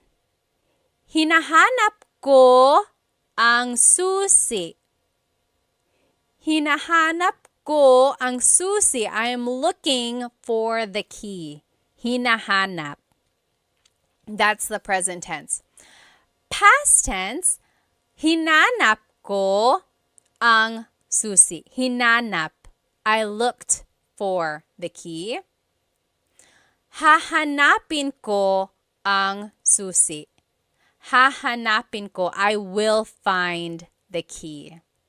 Okay, so again, hanap means to find. Hanap. Oh, Jcast said, where do you buy these flashcards? You can buy them from my Stan store. Link is in the bio. Look for my Stan store. You will get the digital download. You will get the PDF form, and it looks like this. And then you can cut it, laminate it like I did, or you can just keep it like this, maybe put it in a folder or in a binder, and then use it to study like that. But I have 100 verbs for you. 100. Oh my goodness. I'm so happy for you guys that you have this resource. But we're only going over like 25 tonight. Oh, thank you so much. John said, I bought them. Salamat. Maraming salamat. Okay. What is to run in Tagalog? What is to run in Tagalog? Oh, Major said, Ate Pat, can you give me a Tagalog tongue twister? Ooh. Let's see. Well, let's see. There's so many. I don't want to say it wrong now. There's that one. It's like Mecánico ni Monica. Minicánico ni Monica. Minicánico ang... I don't even know what it is now. Someone write it in the comments. Minicánico ni Monico ang makina ni Monica. Minicánico ni Monico ang makina ni Monica. That means Mokino, the mechanic, fixed Monica's machine. Minikaniko ni Monico ang makina ni Monica. Oh my goodness. And then there's so many more. Yes, so to run in Tagalog is very good. Blasian, you got it. La, Yesam, and JB, you got it. Tumakbo. Yes, very good. Tumakbo. So takbo is the root word, takbo. Tumakbo is showing that it's an conjugation. Tumakbo. So if you want to conjugate it, tumatakbo ako. I am running. Tumatakbo ako. Or tumakbo ako. I ran. Tumakbo ako. Tatakbo ako. I will run. Tatakbo ako. Julie and Captain both just asked back to back, where can we get these cards? Yes, so these flashcards are on my Stan store, stan.store/Tagalog Time Pat, or you can just go look on my bio. Look for the link that says Stan Store, and it's going to be a digital copy. When you purchase it, it's going to look like this as a PDF. And then you will be able to cut it, put it together, laminate it like I did, or you can just keep it like this, keep it in a folder, and study it like that. But there are 100 cards, 100 verbs. Oh my goodness. Okay, what is to drink in Tagalog? What is to drink? Oh, Diego on YouTube said, when do I use mo? So mo is a possessive pronoun, and you use mo for certain verbs if it's an object-focused verb. Okay? So it goes into all of that in my full-length Tagalog lesson, I think 3, present tense conjugation. Take a look at that. It will break down how to use mo in certain verbs. Yes, very good. Serrano said, umiinom or uminom. Uminom means to drink. Very good. Blasian, JB, you got it. Yes, Delician. Uminom, to drink. Uminom. Very good. Now, as a conjugation or to conjugate it, Umiinom ako. I am drinking. Umiinom ako. Or, uminom ako. I drank. Uminom ako. Iinom ako. I will drink. Iinom ako. Or, uminom ka. Drink. Uminom ka. That's a command. Remember how I told you that some verbs can be object or actor focused. Inom is one of those verbs that can be both. So, uminom means, or it's focusing on the actor. I am drinking. Umiinom ako. I am drinking. But if you want to focus on the drink itself, you actually have to conjugate it as an in verb. So, iniinom ko ang kape. I am drinking the coffee. Iniinom ko ang kape. So, as an in verb, it's focusing on the object. As an verb, it's focusing on the actor. Very interesting. Only a few more will do here, guys, because it's getting kind of late.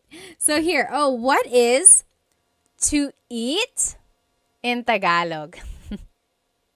What is to eat in Tagalog? Yes, Shalona McFarland said, where do we get these cards? These cards, again, are on my Stan store. I made them for you. They are the digital download. So go to my Stan store. The link should be in my bio. When you purchase them, you're going to get them as a PDF form. You're going to get it like this. And you can cut it and laminate it, or you can just keep it like this and study it like this. Keep it in a folder, put it in a 3-ring binder, whatever you want. Or you can cut it out and laminate it like I did. Very good. So, very good. Kain. Kain. Kumain means to eat. Kumain. Yes. Blasian said, pwede bang magtanong? Can I please ask? Why does it change to ininom? Like in the conjugation, iinom as the future tense, that's just the pattern that it is. You have to repeat the first syllable. Or, like, are you asking why does it become an in verb when it's an object-focused verb? It's just one of those things that it's like a thing in the Tagalog language. Some verbs can be actor or object focused, and that's how it would change. It would change by the affix or prefix. And not all verbs are like that, just certain ones. Very good. Oh, La Yesam said, can I get these cards in Canada? Yes, absolutely. When you purchase them, it's just a digital download.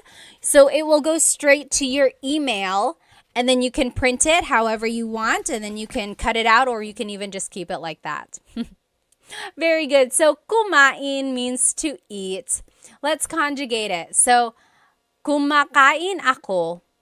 I am eating. Kumakain ako. Or past tense, kumain ako. Kumain ako. I ate. Kakain ako. I will eat. Kakain ako. And then as a command, kumain ka. Eat. Kumain ka. Okay, kumain ka. You might have heard that phrase. A lot of people like to feed their guests. So that is the thing there, the phrase that you might hear a lot. Let's see, what else? Let's take a look at some of these verbs. We didn't get to look at them. How do you say to write in Tagalog? To write. So to write something. I'll give you a hint. It's an verb. To write, Oh, hang on. Who was that? String Hands said, "Hi, Pat. Your content helped me talk to my mom during her last years before she died. Maraming salamat po." Oh my goodness. Strings, first of all, I'm so sorry for your loss, but also, I'm so happy to have helped you. Stay strong, okay? I lost a parent too, and it's not easy. Not easy at all. Oh, Julie said, "I can't find your stand store." Let's see. Go to my link or go to my bio, and I think just click on whatever link is there, and then more links should pop up. So go to the stand or Stan store. Someone even put it up here. I think you just type in stan.store/Tagalog Time Pat or Tagalog Time .pat or something like that. You could even try to Google stanstore.com. I'll definitely put a post or make a post about it afterwards so we can all find it. Oh, very interesting. Yes. So Serrano again said magsulat. I have it as an e-verb, isulat. Yes, Blasian also said nagsulat. So yes, this is one of those things or these are one of those verbs. Again, isulat means to write, but that's focusing on the object. Like, isulat mo ang pangalan mo. Write your name. Isulat mo ang pangalan mo. Write your name. But magsulat just means writing. Like, nagsusulat ako, I am writing. Oh, someone on TikTok said it's only showing the coffee, buy me a coffee. Oh, yeah. So if you're on TikTok, maybe just go open a browser and do stan.store/Tagalog Time with Pat or tagalogtime.pat, or you can go to the links in my Instagram. It'll be there. Stan Store. So, isinusulat ko ang libro. I am writing the book. Or isinulat ko ang libro. I wrote the book. Or isusulat ko ang libro. I will write the book. But again, sulat can be a mag verb. Nagsusulat ako. I am writing. Or nagsulat ako. I wrote. Okay, let's do another e-verb. Actually, we'll do two because they're opposites. What is to raise and to bring down? So this one is showing people raising their hand. What is to raise?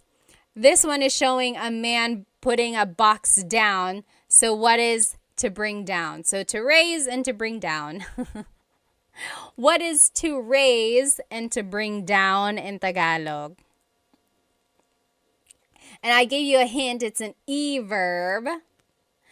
To raise in Tagalog is itaas. Itaas. The opposite of that, to bring down, ibaba. So itaas, ibaba. Very good. Yes, exactly right. And you probably heard the phrase like, bababa ka ba? It's one of those things in Tagalog. It's like, baba, just depending on how you put the emphasis, it can mean different things. So, bababa ka ba means, are you going down? Like, are you going down the stairs? Are you going down the elevator? So, ibaba means to go down. Itaas means to raise, like to raise your hand. Let's take a look at ibaba. So, ibinababa ko ang bagahe. I am bringing down the luggage. Ibinababa ko ang bagahe. Or past tense, ibinaba ko ang bagahe. Future tense, ibababa ko ang bagahe. And then, as a command, ibaba mo ang bagahe. Bring down the luggage. Okay? Now, let's take a look at itaas, again, to raise. In the present tense, itinataas ko ang bandila. I am raising the flag. In the past tense, itinaas ko ang bandila. I raised the flag. And then in the future tense, itataas ko ang bandila. I will raise the flag. And then as a command, itaas mo ang bandila. Raise the flag. So Love said, spaghetti pababa, pababa ng pababa. Does anyone remember that song? So baba means to go down, and there was this song back in the day, maybe like, was it early 2000s, I think? Spaghetti pababa, pababa ng pababa, Iser said. And then, spaghetti pataas, pataas ng pataas. And it was just this silly, silly dance, and you heard it on every variety show on the Filipino channel. You heard it on the radio all the time. People still dance it. I don't know why it's like that. It's like, why is the spaghetti going down? Why is it going up? Oh my gosh. You can't like not dance when you hear that song. Yes, Blasian said, is there another word for flag? Yes, so I said bandila. Bandila means flag. But watawat also means flag. There's another one, bandila, watawat, and does anyone remember what the other word for flag is? Wumagayway. Watawat, wumagayway. Wumagayway means to wave, or like to wave around, correct? I'm pretty sure. So watawat is like waving the flag, exactly. Oh, thank you. FJMLV said, I just got the flashcards. They look so good. I'm glad they have the sentences with them. Again, if you just joined, you can purchase these flashcards that we were using during the lesson. On the front is the Tagalog verb. And then on the back are the conjugation patterns in the present tense, past, future, and a command. It's like an example. So I think it'll really help you learn more verbs. And when you download it, it is a PDF digital download. So you will be able to cut it out and laminate it if you want to, like I did. Or you could just keep it like this. Maybe put a staple in it, or you can put it in a 3-ring binder and just use it to study that way, okay? And there are 100 verbs, 100. I looked up all of the different verbs for you, so I think this will really help if you're trying to learn more Tagalog verbs. Again, you can get it from my Stan store. Stan store. The link should be in my Instagram bio. I think on TikTok we're having a hard time finding it there. So just go to my Instagram or YouTube. The link is in there. Bandera. Yes, I think that's another word for flag as well. Well, you guys, I had so much fun with you tonight. I hope to see you again soon. There are so many more verbs. Again, there are 100 in this pack. This is only like 25 or 30. So maybe next time we will go through more. Oh, FJM said, what are on your YouTube slides? I'm trying to learn more for my fiance. The YouTube slides, if you decide to buy those are just the whatever slides you see in the video. So back up. I make full-length Tagalog lesson videos on YouTube. So those slides are what go with the full-length Tagalog lesson videos. Okay. Budak Baru said, where can I get the flashcards? I'm not from the Philippines. You can get them on my Stan store. Go to my Instagram, click on the link in my bio, and look for Stan store. And it will be a PDF download. And you can download them, you can cut them out, you can laminate it, or you can just keep it like this and study it, okay? Yes, let's see. Yes, Benny, did you get that? Benny also asked, where can I get them? Again, on my Stan store. You just get the digital download, and then you can make the cards, or you can keep it like this. Okay? Well, I will see you guys next time. I hope you have a great rest of your night. Maraming salamat po. See you next time.